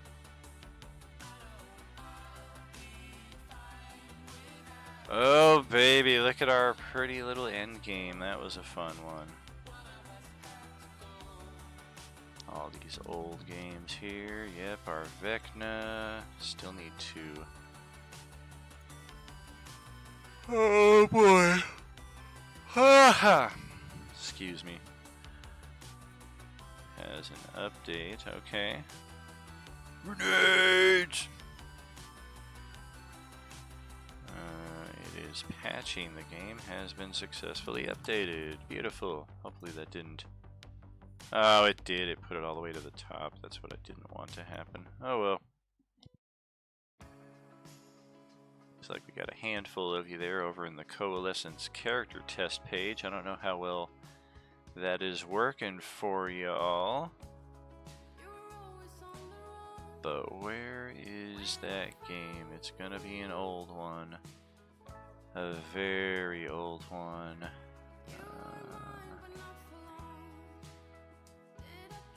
Icilia. Yep. This is when Icilia was going to be run using the Final Fantasy 3rd edition system, I do believe. Star Wars What If. Yep, that's one that we ran on one of our earlier streams back in 21, maybe. I think it was a 4-part mini adventure, and then Project Lazarus was intended to be the sequel to that, but getting our steady group together proved to be a little too difficult. And Project Lazarus was eventually folded into the Coalescence, so even if it's not obvious what the Project Lazarus is, that is all part of our story. Likewise, Summer of Orange, this is a game that I started to put together and couldn't really get the players, couldn't get the schedule for, so likewise it got folded into the Coalescence. Pinnacle. I don't think it's in Pinnacle. Very tempted to open that one up anyway, but not gonna. Oh, look at Ben, the only person in the Marvel Multiverse game with me right here. Miss you, buddy. Miss you, buddy. Gone way too soon. Star Wars Episode 9, Episode 10, Baldur's Gate, Enemy of Prosperity. This could be it.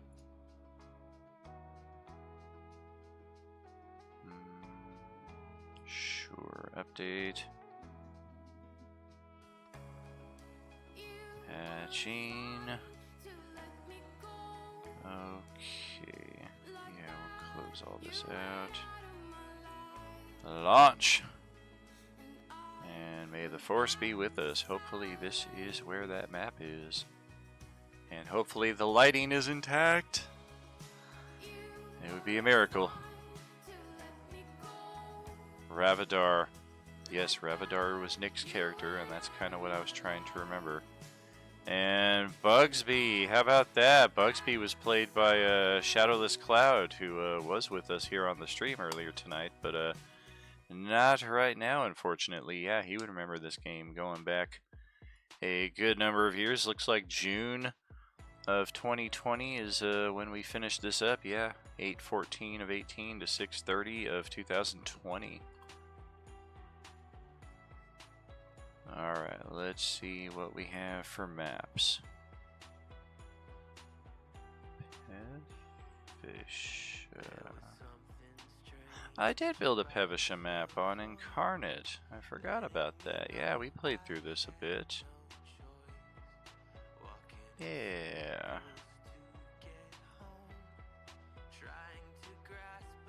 Not my finest map, but a fun one nevertheless. Yeah, before I really knew how to work the river tool. on Incarnate, so the rivers just look like giant lakes connecting to the sea. Oops! Okay, Danamar. Likewise. Oh wow, I built this map using Roll20 assets. Woo! Crazy. Yeah, I ended up rebuilding this using Incarnate a few years ago. I forgot entirely that this map even existed. 50 something in Missouri. Screw you. It's 91 still right here at quarter after 8 p.m. Oh wow, look at all of...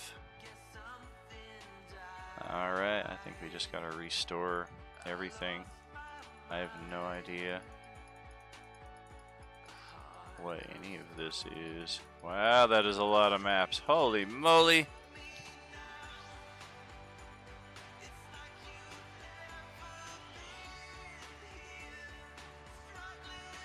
Okay. In Sarkoth 2, I believe that was like our big bad. Or no, in Sarkoth was the was a location name. That's right. Oh wow, look at this clumsy ass map that I hodgepodged together. Yes, the Ensarkoth, that's right, the Ensarkoth was the Tarask. That's right, and we needed, and there it is. There's the Tarask. We needed a massive, massive battlefield to contest this fucking thing on, because the party was pretty epic by that point, and finding a map that fit all of these specifications for me was near impossible. So yeah, I definitely just pieced together what I could, and it's not one of the more visually stunning maps that we have, but it worked out for our purposes. Okay, Yuan Ti Temple, pretty sure this is, yeah, this came with the Volos map pack, and I only remembered it as Justin was finishing his campaign. Otherwise, I might have been like, "Hey, dude, you might get some use out of this." All right, Water Temple. Let's archive that again. Water Temple. Oh, right.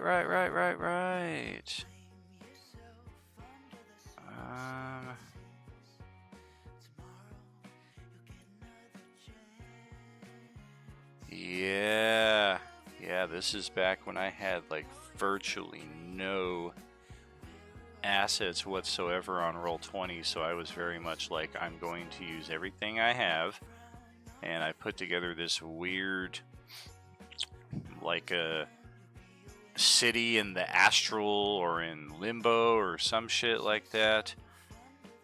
And each of these sections of the city were places that our characters could explore. So yeah, the below ground city is the overall map, and then each one of these maps here had our stuff.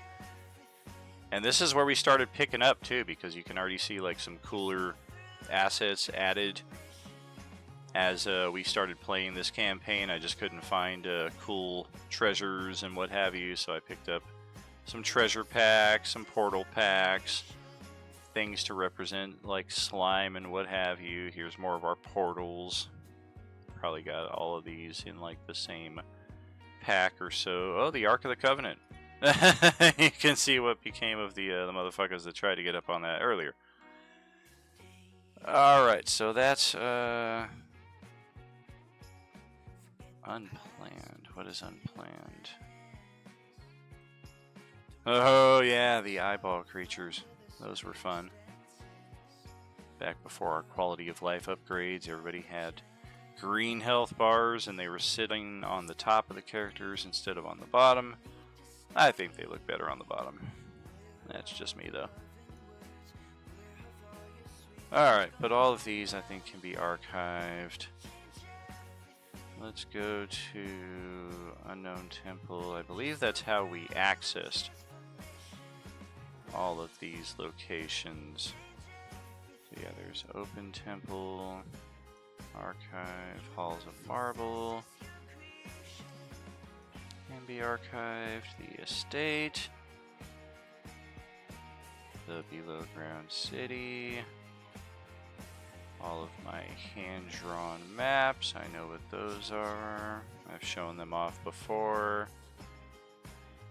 If anybody's particularly interested, I'll just do a quick little highlight here on one of them. These are the original Enemir maps going back to 2001 when I first started designing the campaign. And my handwriting is still very much the same, which everybody says I have very neat handwriting and girly handwriting even, I've heard. And yes, this is Sulu. Oh my.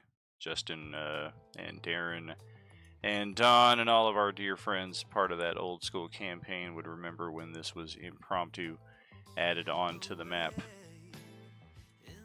Alright, so that's that. We'll go back to this. Let's get all of these archived. Kingdom of Taul. Tyrius and Vados. Okay, likewise, Beholder Lair, Kobold Lair, Hag Lair. All of these came with the Volo's Guide to Monsters. I'm very familiar with them. I know that I did not use any of them except for maybe this one. I did use the Orc Lair in one game, and it was not this game. So that is one that can also be archived. Alright, we're getting there. What is this? Taul. Oh yes, and then I started building my map of Taul on Roll20 using their assets.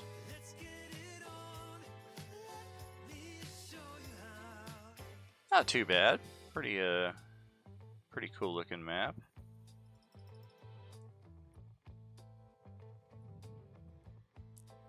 Very nice. Yeah, a lot of fond memories of these campaigns. Our original Roll20 games. Very, very cool. Okay, the Car Amethystine. Yes, that's what that little section was.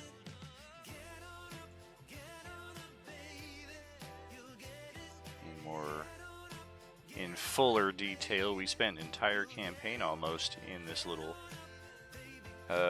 valley right here before they ventured out. Oh yeah, they got themselves an airship, bitchin' little car, the Luxori 3000. Okay,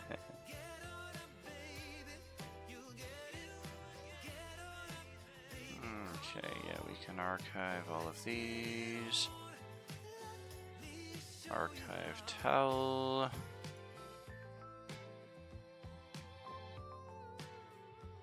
Alm. Likewise, probably can be archived. Oh yeah, this is just a pre-gen map with one of our first animated assets set on there. Yeah, pretty cool mountains for those for some of those maps.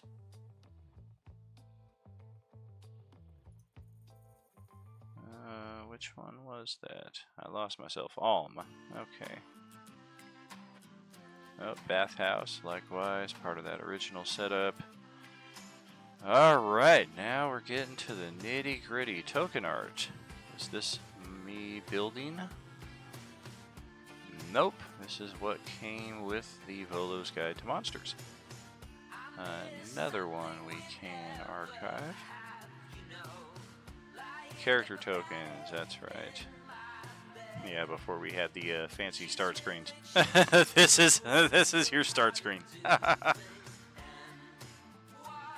Okay, Unknown Temple. This is, yeah. This was the first map of this Throw Together campaign. and a simple hallway leading to a room with an encounter. Some of them began the encounter from outside because there were windows. They eventually discovered the secret door here and went down into the underground city where all those weird maps were that we were looking at a little while ago. So that was the beginning. And here we are back on the Tarrasque map battle, which was not the end of the campaign. It was toward the end of the campaign, but yeah, facing the Tarrasque was not our end game. I didn't even notice the elevation markers that I put in here. And I forget what the hell this is, like who summoned the portal and why there's a giant like sheet of ice right there as well, but J-Man, if you're still, no, it doesn't look like he's here. I was gonna say, if you're still here, like, help me out. Okay, underwater Jesset Bay. Oh yeah, when they had the apparatus of Qualish. Had to buy a token specifically to fit one of those, and Justin's car, he had the souped up car, so it was like, it flew, it could go underwater, it could be summoned by remote control.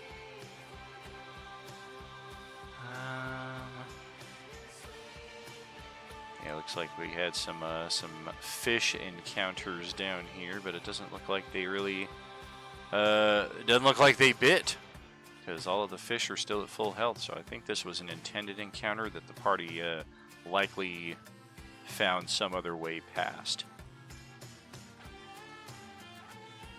On their way to the underwater city. Yep, this was the beginning of finding the Kraken. Another epic battle that we had. What are these things? Marrows, yeah, that's right. So this is a map that I lit myself, I do believe. I wonder if it's still... Oh, it is! Hallelujah. Can always tell that I did the map if it's got yellow. Because it was an old tutorial I watched back when I first started watching or playing on Roll20, and the guy recommended using yellow because it's just easier to see. And for whatever reason, most of the map designers use like blue, red, or white even. And I've just always found yellow with red highlights for like secret walls and things to be particularly effective because they just stand out. But yeah, this is definitely... I will want to transmogrify that underwater city over to our maps and tokens. Underwater city. Perfect. Eucor School of Wizardry. That's on the same map that Monday, Tuesday, and Sunday G2 are playing on. Oh, what happened to my dynamic lighting here? Why is it? Why is it? Why is it? Why is it? What the heck? What? I've never seen this happen. Did it? Like, yeah, that looks... Okay. No.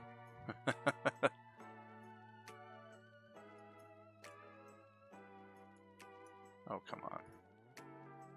Very, very strange. I've never seen that happen before. That. Yeah, that looks like it'll work. And then what about all of...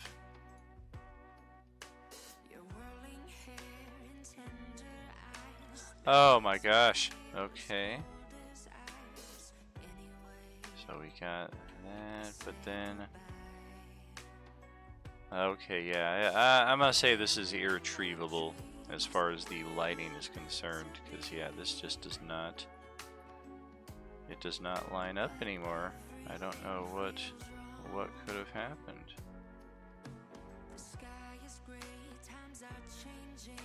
Very strange. Oh well. That's just one of many Wizard's Towers that we have, but this is a Wizard Tower that is going to feature in our Coalescence campaign. I'll archive that. The Demogorgon. Oh, baby. That's not a Demogorgon. That's an Earth Elemental. Oh, they killed it, and I took it off the map. Well, they fought it in this room. And that would have been the Halls of the Oculus, yep. Another connector to our Pinnacle campaign. This is the site of Enomir's Lifeblood, a force otherwise known as the Hearthfire.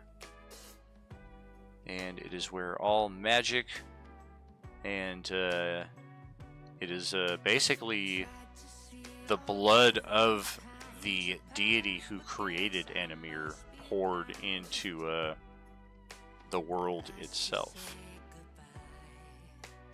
Can I save changes? I could save changes, but I'm not going to relight that map right here and right now.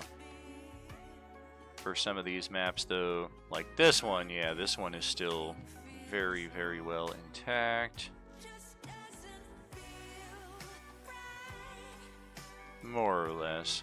Some of these cut corners, literally, that I made here definitely shot me in the ass on more than a couple occasions, because people are like, well, I can see it, and I'm like, well, you also see there's a wall right here too, so I've tried to hug the walls a little closer on future maps. Oh, and these were all doors back before they had back before they had that door tool. Like I said, I would use red mixed with yellow just to kind of indicate what a door was, and then I would place a token of a door on that spot. But a lot of times players would just kind of gloss right over it because it wasn't obvious that this is a door. Having this thing now where you can place a door is very, very handy. Anyway, I think both of those maps can be transmogged. We've got bit of a lag. There it is. Maps, tokens. Halls of the Oculus. The Demogorgon. Isn't that what it was called? Was the Demogorgon battle? The Demogorgon. Alright. Oh, there it is. Okay, so we got those and archived. Well, it's good news that I'm getting some of these things, unless it's this Pevashon Mansion, which it could be.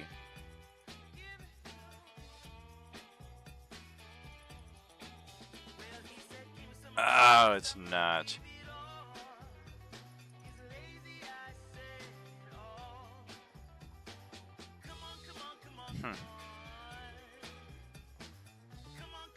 Yeah, that looks a little familiar, but not quite what we used, unfortunately. Okay, so what's up with the bridge?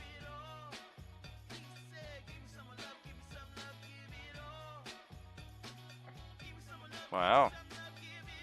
It's like a pretty solid map that didn't really see much action at all.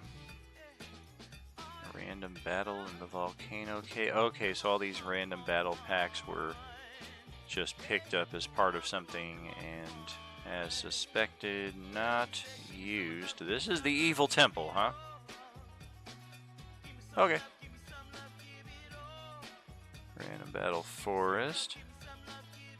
Oh yeah, these will definitely be useful at some point, but for now, we did not use them. We don't need them. We'll end up dragging them onto the Maps and Tokens pack or the page in due time. For right now, they're just clogging up the organization.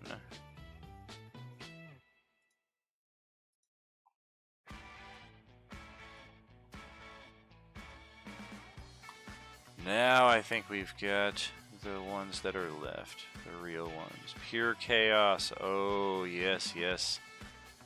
Oh, I had so much fun with this one. Yes.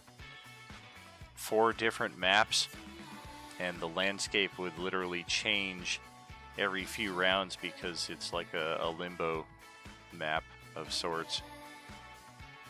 And of course, because the lighting doesn't line up with each other, I had to do a yeah, you can just vaguely see it right here, the little yellow lines kind of separating each map into its own little quadrant.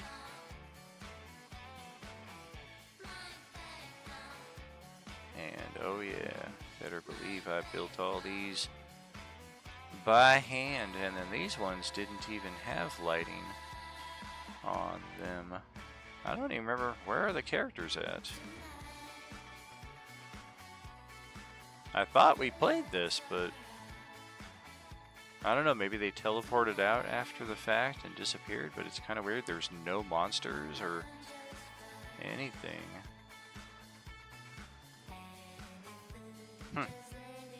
Either way, that's a good map that I will definitely copy over. Pevisha Mansion. Oh, looks like a Coelatem visited here at some point in time. Or Emperor Palpatine.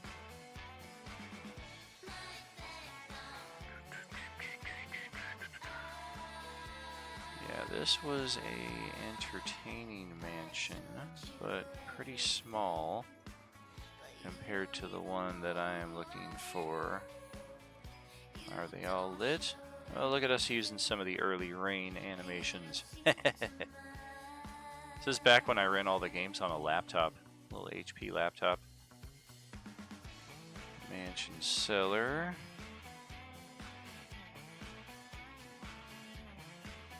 Wonderful, yeah, these maps are all good. Lair of the Kraken, oh yes. Oh yeah. That was a lot of fun. Underwater battle, and I think is okay, I deleted it. But there was a yeah, here it is, it's underneath. So there's a piece of the map where you can see that the gate is still intact, and then after I don't think they destroyed the gate, I think the Kraken just burst through it, and then we had this map replace it. One of those cool maps with the multi-layering effects, and the lighting likewise intact. This is a miracle, I have to say. Kraken Temple, yep, this was after the Marrow battle. The Izarian Keep dungeon. Pretty small dungeon. But the lighting is good. Unexpected little treasure trove here. Factory Vehicle Bay. What's all this?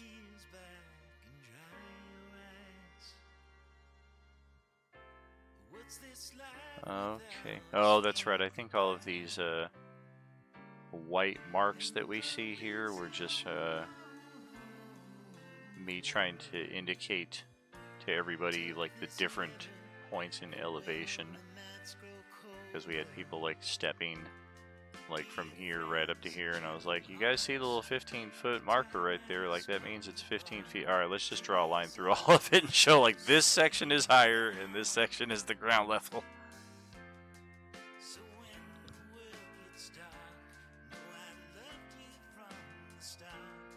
Another one of our old school animated effects there, the Chaos Portal. Very cool. Factory support level. Good gracious, what is that? Yeah, it looks like it was this campaign where I made the change at some point to start putting the health bars on the bottom and giving the bad guys the red bars, so cool little peek at the historical process there. The reactor. The reactor's down. guess for Labor Day today. Ah, yes, the original spiritual weapon token right here, and it's a cool token, but I don't know how to find it now because it's not under spiritual weapon. So in going through the assets, it'll be cool to rediscover just where that is. Oh, was that a fire giant? Is that what that was? Yeah, the fire giant dreadnought. Yep.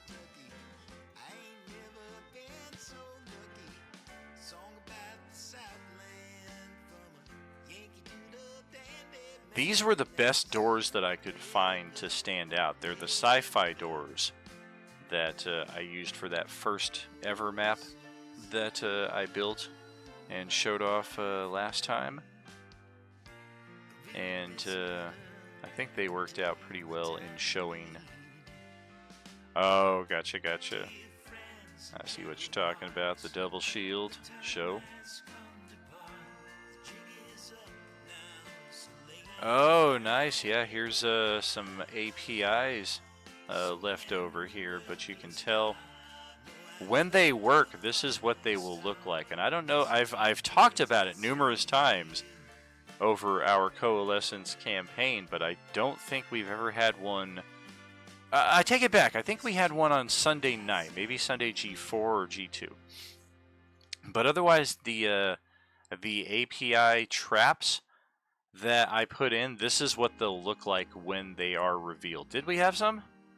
I couldn't remember because like the web indicator right there will show you that it's a trap.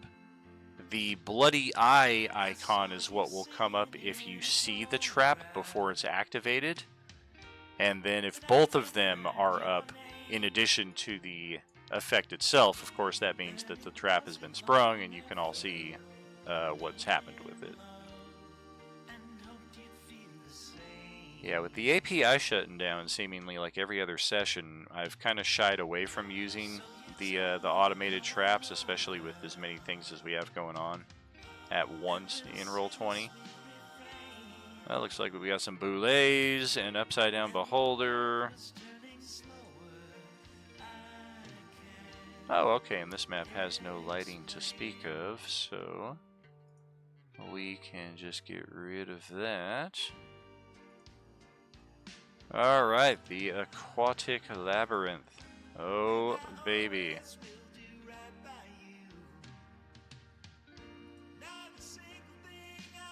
I mean, they definitely came through here at some point. Oh, yep, they're there.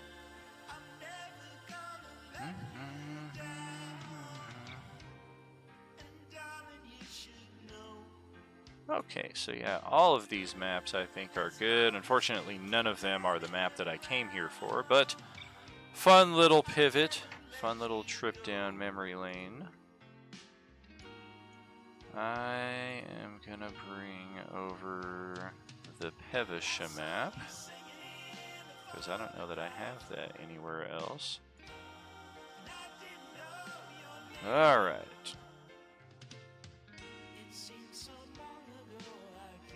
I'll just do this in the order I see them, otherwise I'm likely to miss one. Pevisha. The bridge. I'm gonna bring over the Insarkoth as well, even though it's an ugly map. It's a fun one.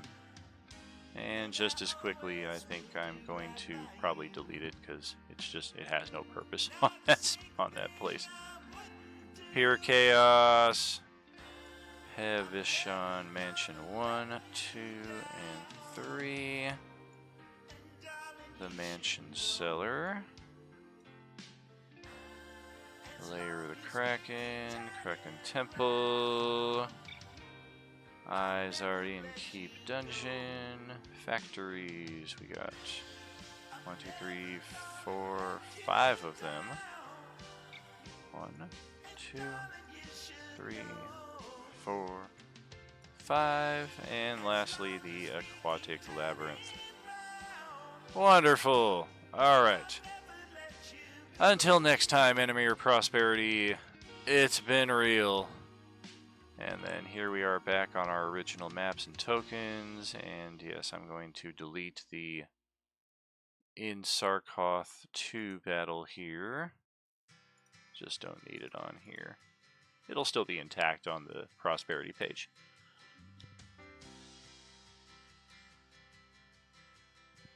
Alright, and now these maps are going to have to just kind of sit off their... I do want to indicate that these are all lit, otherwise who knows when I will come back to it and or if I will remember. And I'm probably going to rename these maps too for purposes of this page. Obviously they're named as they are for the campaign they were in.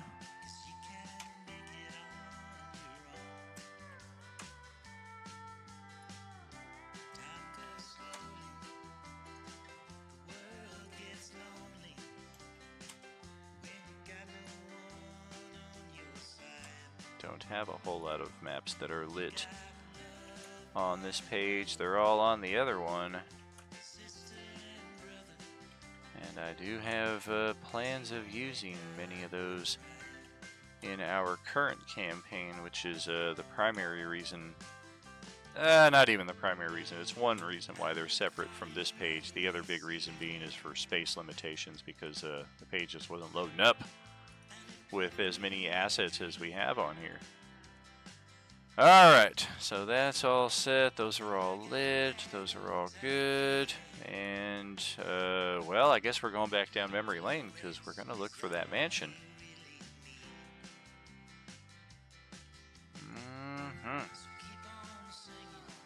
It wasn't on page 1. Weren't on page 2. Not 3. G4, Isilia. Tutorial, Open Tuesday. Gonna be my funny face Annie's game here pretty soon if I scroll far enough.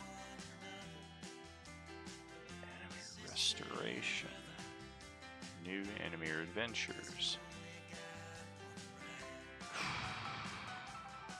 Danamari Reclamation. That was the first open table game that we ran back in 21-22 that really didn't have anybody playing. It was Justin, Dawn, and occasionally Ben's wife, and this other guy who used to be part of our community. And that is how you will be remembered.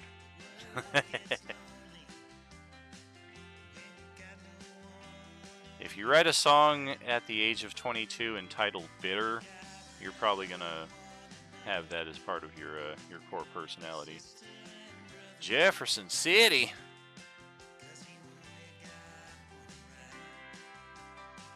Very nice. My sister's out there by Lake of the Ozarks.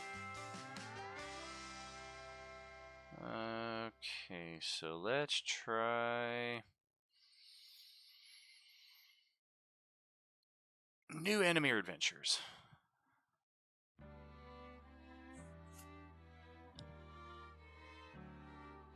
Yeah, before there was an open table game, this was kind of the first concept of it when I wanted to run more than just the one game every week, when I was kind of itching for a little more time with the friends and all that. I started a second game on an off day that would hopefully fit most of their schedules, and I think it was like a once every 2 weeks, once a month kind of little side quest adventure bit of fun. And yeah, here is the updated Danamar map, although it's only the southern territories. All of that lakeland and stuff that we saw on that other Enemy map is all off location. Okay, first encounter. Wouldn't be proper without some bandits. And here's all the tokens I used to use for our player characters. I would use the portrait ones to represent monsters, and then the full body ones for our characters, but I don't know. it's cool in some respect, but in other respects, I totally get that it's just you don't see the tokens as well on this map as when they're in illustration form.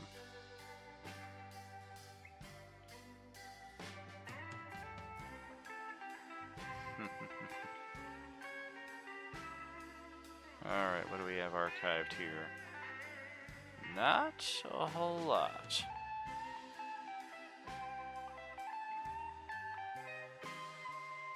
I feel like all of these are archived for a reason too. Yeah, like these are riddles from Tasha's Cauldron that I did not use.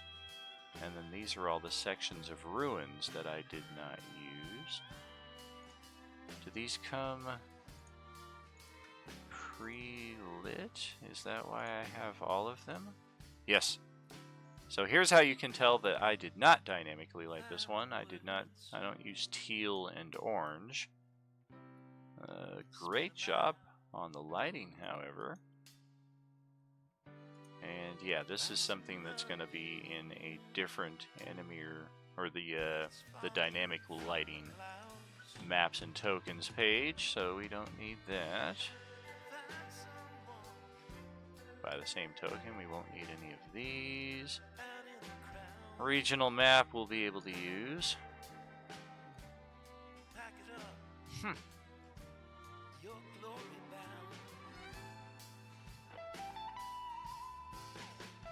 I guess there's really nothing on here aside from the regional map.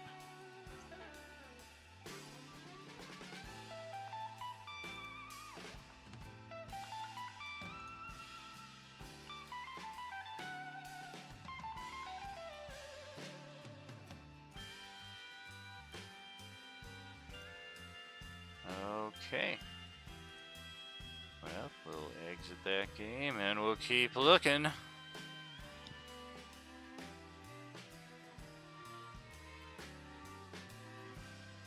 Maybe it's under restoration. We'll have to restore restoration, unfortunately. And I'm going to send it over for another gardening break here, so I'll be back with you in just a few moments. Give my my voice a rest here as well.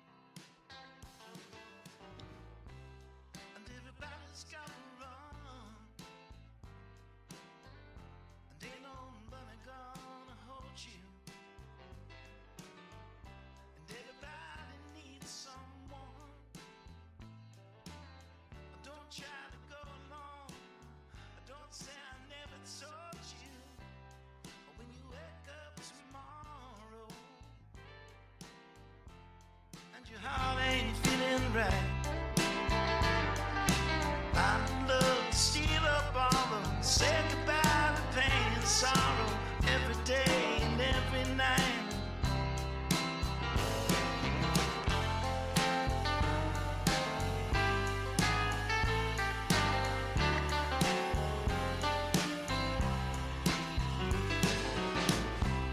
I once heard somebody say, this living don't come easy, and you never find your way. And if you try and walk alone, you already lost, believe me. And if the word rings true, and there's darkness before light, find somebody and get together. Make love last forever, every day and every night.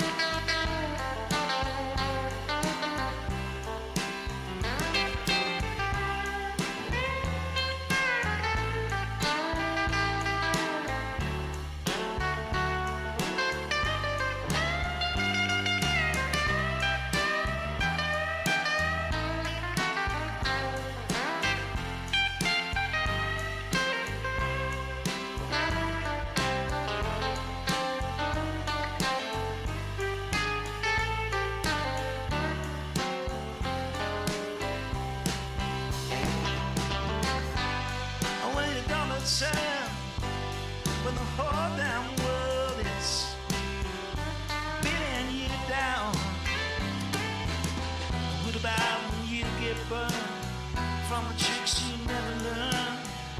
And now you're dead on the ground. The story's sad, but it's true. And it can get the best of anyone. This loneliness won't get you through. You're gonna need to find a friend. Gonna need to find someone. And if you wake up tomorrow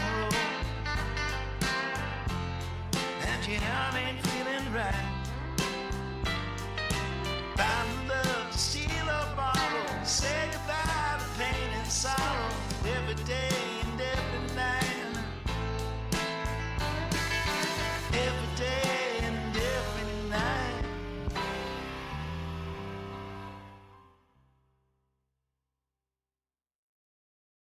Well, thank you, Roy Williams, for that very fine intermission there. We'll get back into it here now, however. A little bit extra there. I likes my music plenty loud.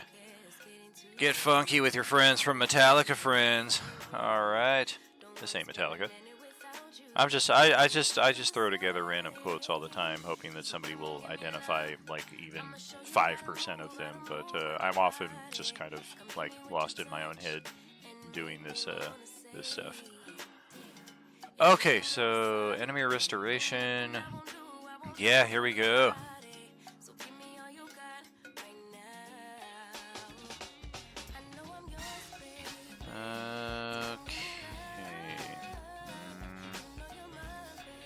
Well, this is definitely one of the coolest maps ever designed, and very, very cool that it was designed for Enemir. I'd like to say designed by a frenemy. Unfortunately, yeah, this guy and I just do not see eye to eye on anything anymore, and have not for a number of years. Almost a fucking decade now, which is kind of crazy considering that, I mean, I talk about Don and Justin, how I've known them for a quarter century, but if I were still hanging out with this dude, we'd be like going on 30 plus years, 32, 33 years, because we met freshman year of high school, bonded over a lot of D&D, and he was definitely one of the most passionate and engaging, and despite the fact that I can't stand his fucking guts, amazing players that I've ever had. And I used to have a system in place called Loose XP, kind of like Loose Flank.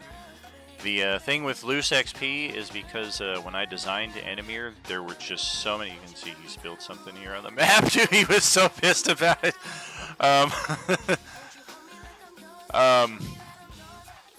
Because the concept of Enemir was so giant at the time, and I'm like literally designing an entire campaign world, and which is not that different from what most DMs do eventually at some point in time.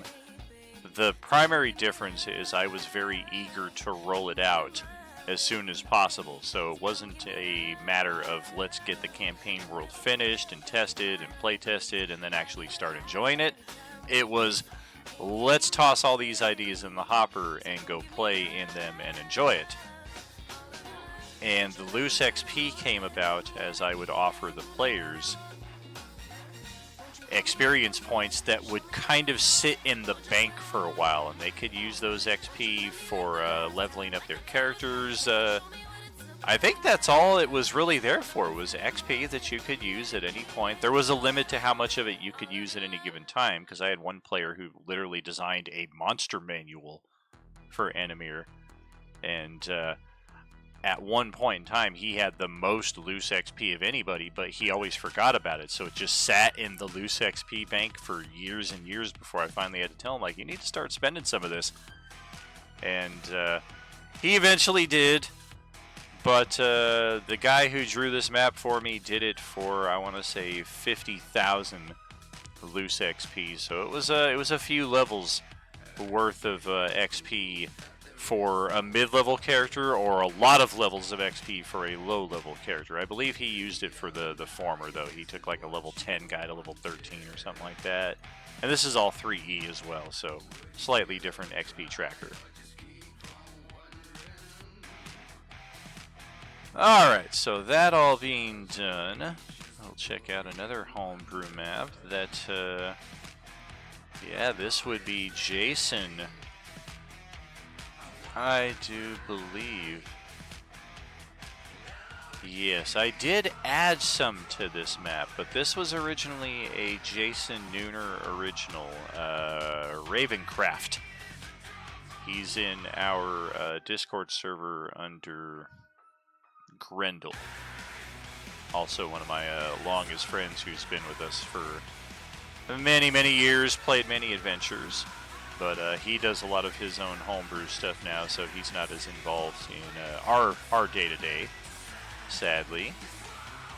But yeah, I can definitely tell based on the numbers on here that I definitely did some input. It's very likely that I probably put this Nevada-shaped building in the map also. And a lot of these sections I feel like I probably fleshed out. Like, I can tell some of this was his design, but looking at this more and more, I feel like this is like maybe 30% him and like 70% me. Like, I feel like this area is his design. That kind of looks like I didn't do that. Likewise, some of these off to the side of the road, etc., I would say. But otherwise, I feel like I kind of fleshed out a good portion of this map to make the City of Devils. And this is actually where our Sunday G3 group began last year on this map. This is the map that has the Illithid Casino and the City of Viator, the City of Devils. That is where the Illithid Casino is located. So this is actually the first we've been able to look at this map. I wish I had remembered this existed. I would have brought it in for the Sunday G3 game at that point in time. I think this is the Illithid Casino down here, if I remember correctly. The Triforce building, essentially.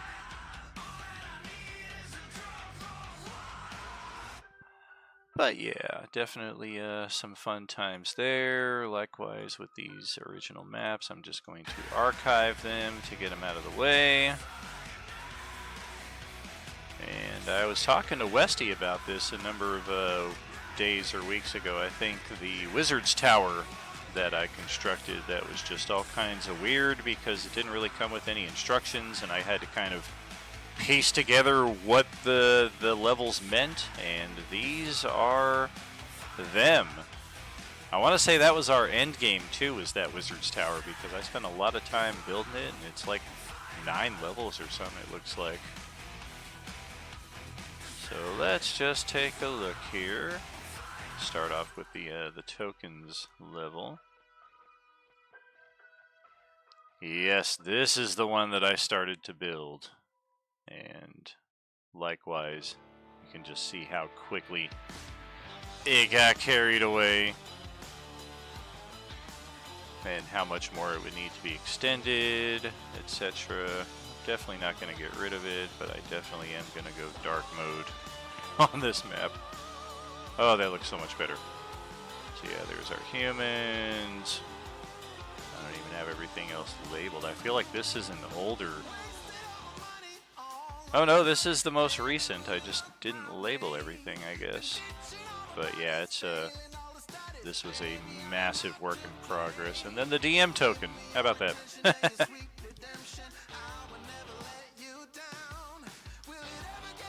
What's this?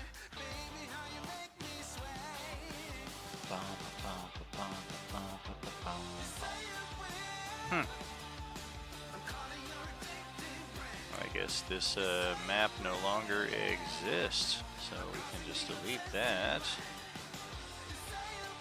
Likewise here, deletion.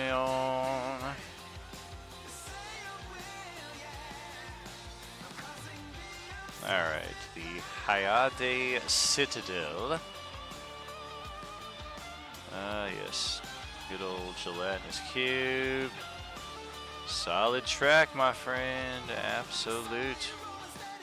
Oh, we have no dynamic lighting here, sadly. What about level 2? Damn, likewise, we lost the lighting. We did get a lot of good fortune on the last game page, though. Oh, something's here.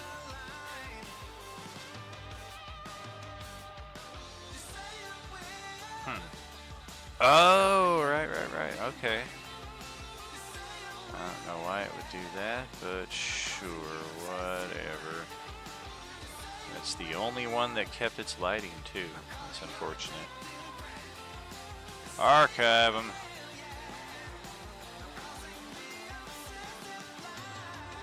Vathali, our starting home base, I believe. Oh, nice. Kind of put together a city map using our Medium City 1 asset, I do believe. I think this is the guild hall. I think this is where our party started off. Wow, look at that. I did the rooftop detail. Crazy. This might be worth saving. Yeah, definitely. That's freaking cool. Yeah, when you put the extra time into it. What the hell? Whoa! Help! There we go. But where did that extra rooftop go? I lost it.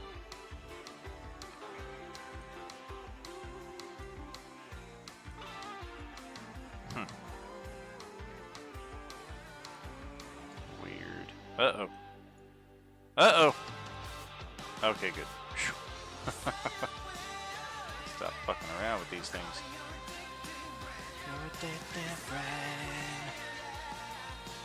Crossing the obsessive line.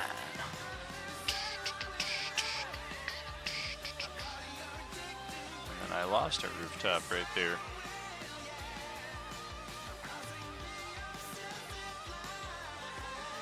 The good old undo that I seem to have misplaced at some point. Alright, well, let's get this.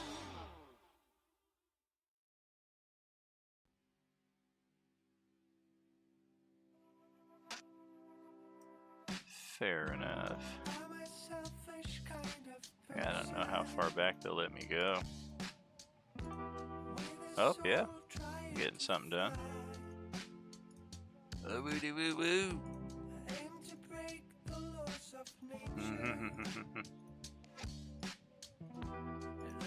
Really, I just want that missing rooftop back. I don't know where it went.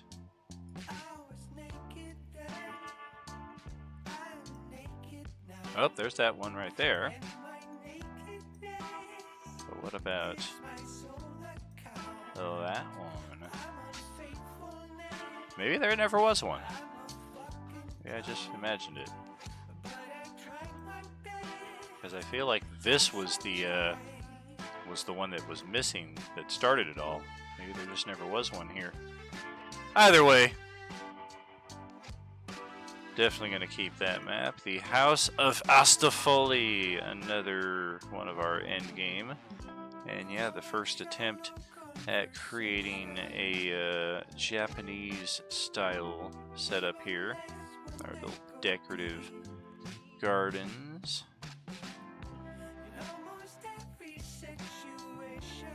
Very, very basic. I think we can archive that. No. That one.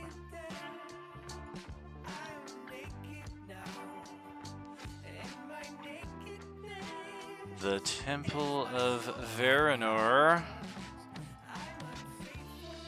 Crud, which also seems to have lost its dynamic lighting. Well, crap. Alright. I'm Not that optimistic about our wizards' towers then, if they still have their dynamic lighting. Oh! For all the good it is. Treasure sub-level. I think, yeah, I just didn't do a whole lot on these. And I'm probably not going to want to use these in the state that they're in because, yeah, they were modified. Yeah, that's right. I ended up having to, like, kind of make my own word riddles here that made sense for Enemir. And they have these weird rainbow bridges, which, of course, Asgard is pretty cool, but D&D wise, people are like, am I going to get, like, fucking prismatic fucked up here if I step on them?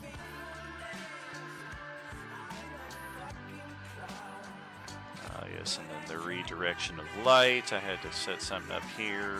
You have to, like, turn the statues and get the light to angle in a certain way to start spinning this section here in the middle to get the right runes to line up on the right side. Like, literally no instructions for these whatsoever. It's just like, here's a wizard's tower with this, and I'm like, well, what is this? What is this? Ice level. I don't even remember what I did with this. It had something to do with these tapestries on the wall, I'm pretty sure. The blood level. Oh, here's some lighting. Yeah, the trapped corridor there in the middle with the spiked walls. Chain devils around there, looks like. The base of the Astophilis Tower, yeah, here's where they first came into all of that madness. Did I light that? Huh. I thought I had, yeah, I was pretty sure I did the lighting around all of this stuff right here, but none of it took. Tower of Astophilis Barracks, nothing. The library, likewise nothing. Schmelemental Lab, nothing. Mother, the rooftop, that's very useful. The maze sub-level. Wow, that didn't even save. Oof. The vault. Oh, baby. Mountain of the Gods. Yeah, this was just Ben fighting off an elder white dragon, as I do recall. The Fires of Ilvus. Yeah, I definitely designed this very quick. You can see there's like no hugging of the walls whatsoever, and then there's just this giant gap. I will not be saving this map to our maps and tokens. No, thank you. This was likewise one of Ben's solo encounters. His character got to be so much more powerful than the rest of the group. This is that character Kulthar, who appeared in our Enemir, or our Coalescence campaign near the end. He ended up becoming a planar time traveler and trying to restore a lot of the things that had gone wrong in Enemir. But, I mean, aside from Vathili and Viator and Hunter's Hold, I guess, to some extent, I'm not really seeing anything on this map that I want to keep on that side.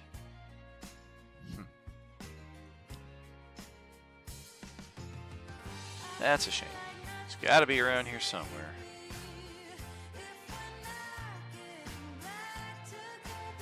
Alright, let's get back to that. Maps, tokens. We're going to take Hunter's Hold,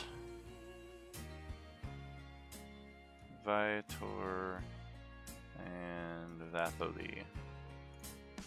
Otherwise, the rest of this belongs with its campaign. Okay, the quest continues. It's gotta be around here somewhere. Oh, there it is. Look at my goofy ass. Ah! Alright, Decilia, the new evolution.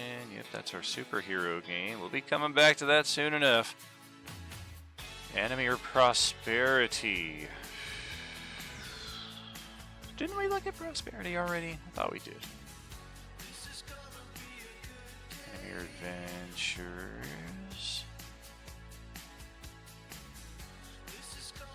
Well, shoot. It's gotta be... I don't know. I know I used it, and I know I've never deleted it. Well, I stand corrected. I've deleted one game page ever. But otherwise, I tend to keep everything I have ever built here. Let's dark mode that eyesore. There we go. I mean, there's nothing here. There's a 3-level dungeon. There's the river town. There's an untitled town map with just a couple blocks of or no, just one block and then the second level. There's the beach encounter, which shouldn't, no lighting. So I will be able to get all of this eventually, easily enough. Dungeon level 1. Nope, no lighting. I think I used this already in a different game too. These dungeons. Yeah, this looks exactly... Yeah, okay, so this is the one that we did. Goodness, look at that, 2017. Alright. Come on. Alright then, so... I'm at kind of a loss here.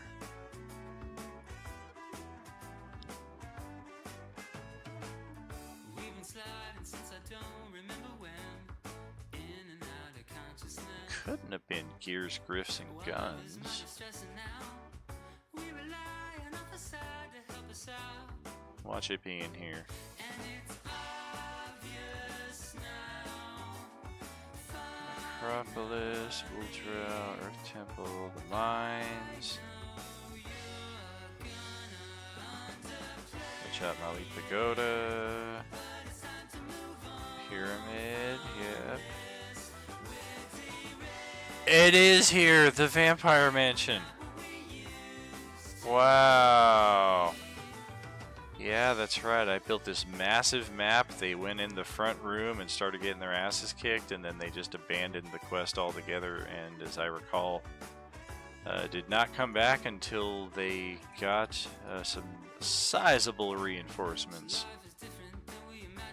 Yeah, this is the mansion. This is the Goth mansion, I do believe. It didn't save the lighting. Oh man. All my hopes for this map. Oh wait. Yeah, these all saved. Okay, so level 2 looks good. Even went the extra step and like filled in all the solid chunks there too. So what is this just...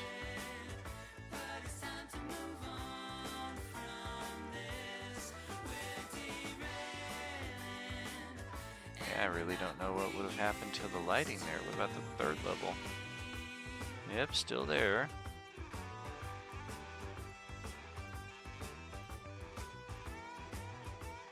But overall, yeah, it just looks like most of this map went unexplored. I don't know that we ever went back and closed this out. This might have just been an unresolved quest. Or no.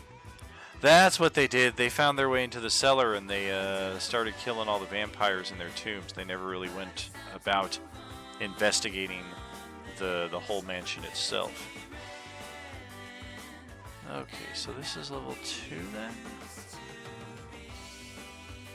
Yep, sure is.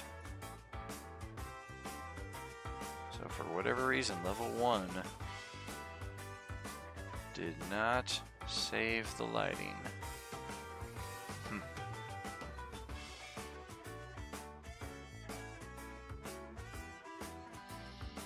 That is sad, but not too bad overall. What the hell map is this? I'm scared to restore it.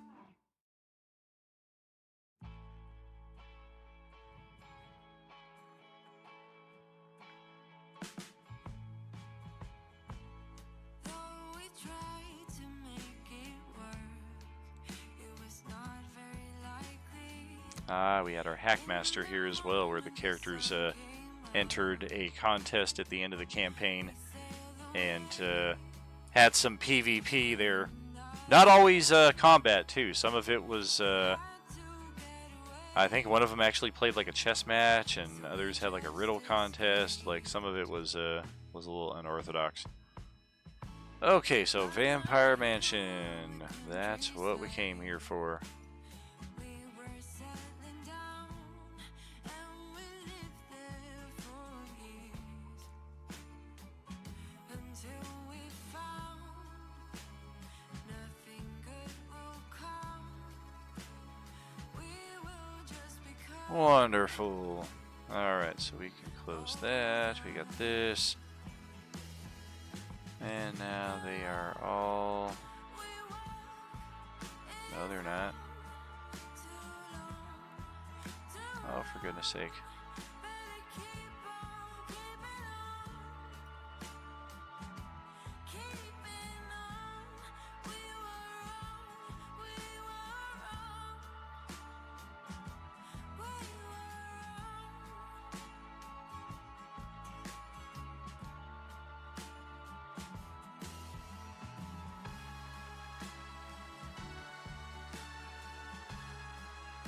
Oh, they all got shunted to the bottom. Alright. That's fine. Where's that last one, though? Aquatic, Labyrinth, Kraken Temple, Lair of the Kraken. Huh. Weird. But when I asked if something's wrong, I found Oh, there it is. I heard Vampire Mansion. oh, by your eyes, 4. There we go. never loved. Wonderful. Okay, Underwater City. Yeah, we want to get that kind of over there. Oh, come on. Excellent. Organize the chaos. Pure chaos. Okay, so Vampire Mansion 2. Not the Axe team. That's what they, we had such a large party and a difference of opinion as to how the adventure should be run, which party members should be acceptable, and vice versa. And I speak mainly in terms of we had a vampire in the group, not talking about like any legit racism, not that that's ever legit. But that was the... And also Don's character was playing a Tabaxi assassin who got himself in trouble on more than a few occasions and kind of rubbed some of the party members the wrong way. So between him and the vampire, a substantial part of the party was like, we don't really want to do this anymore. So we kind of split the campaign, and the players who didn't want to side with the vampire and the assassin created new characters that would fit with that team. And then vice versa. You know what? Actually, I'm wrong completely. We had so many players, is what it was. I think we had like 10 players, maybe 11 players. So we split it into two different parties, the Axes and the Swords team. And that was kind of one of the driving points as to why that happened, because we were just running a very large party, which seemed to work fine enough for everybody at the time.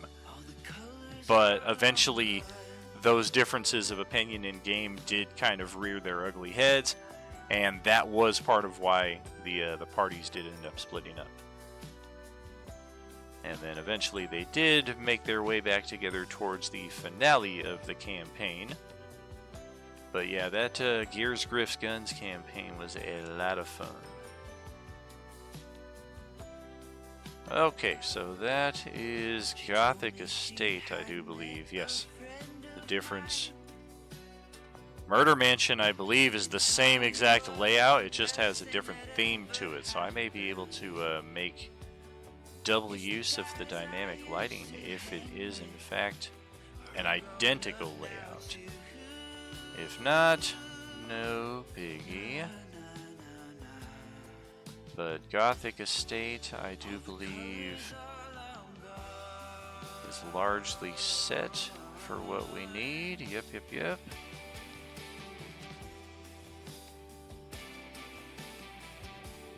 And, well, that was the hope tonight. It was Justin's night off.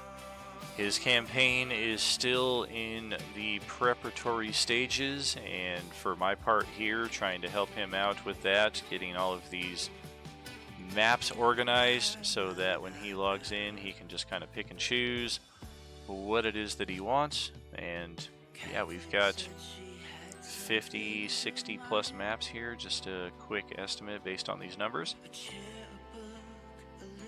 But we're only in the V's, which would be great had we started alphabetically, but we started at the Y's and we're going backwards.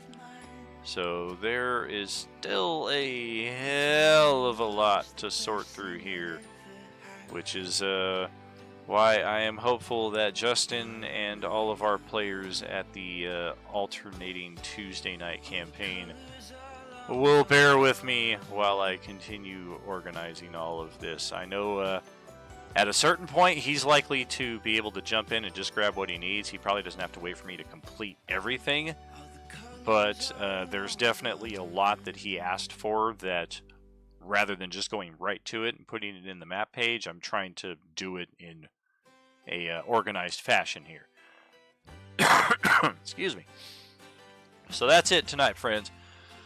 The usual 3-hour stream that would have been Justin's game was instead just a lot of my jibber jabber and organizational attempt here to getting us reorganized. Thank you for spending your Tuesday night, or part of it, or whatever the case may have been, with us here at Role Playing Unlimited. We are, as always, honored and privileged that you have decided to spend some of your time with us. We'll be back tomorrow on the 2nd of October for our official D&D stream, the final of our session 4s. We have 6 tables all playing the same campaign, all of them running at the same pace. They all have their session 1s, session 2s, 3s.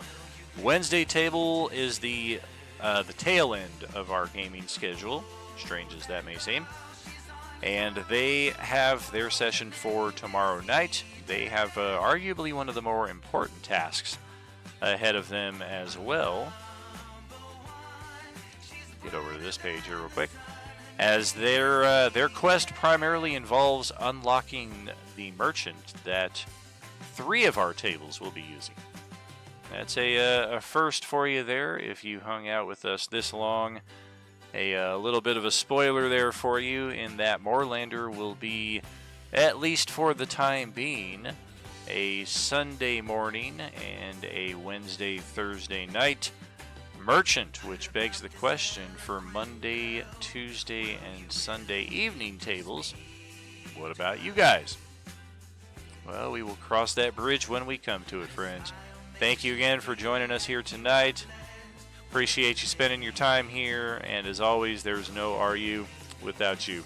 Have a good night, all.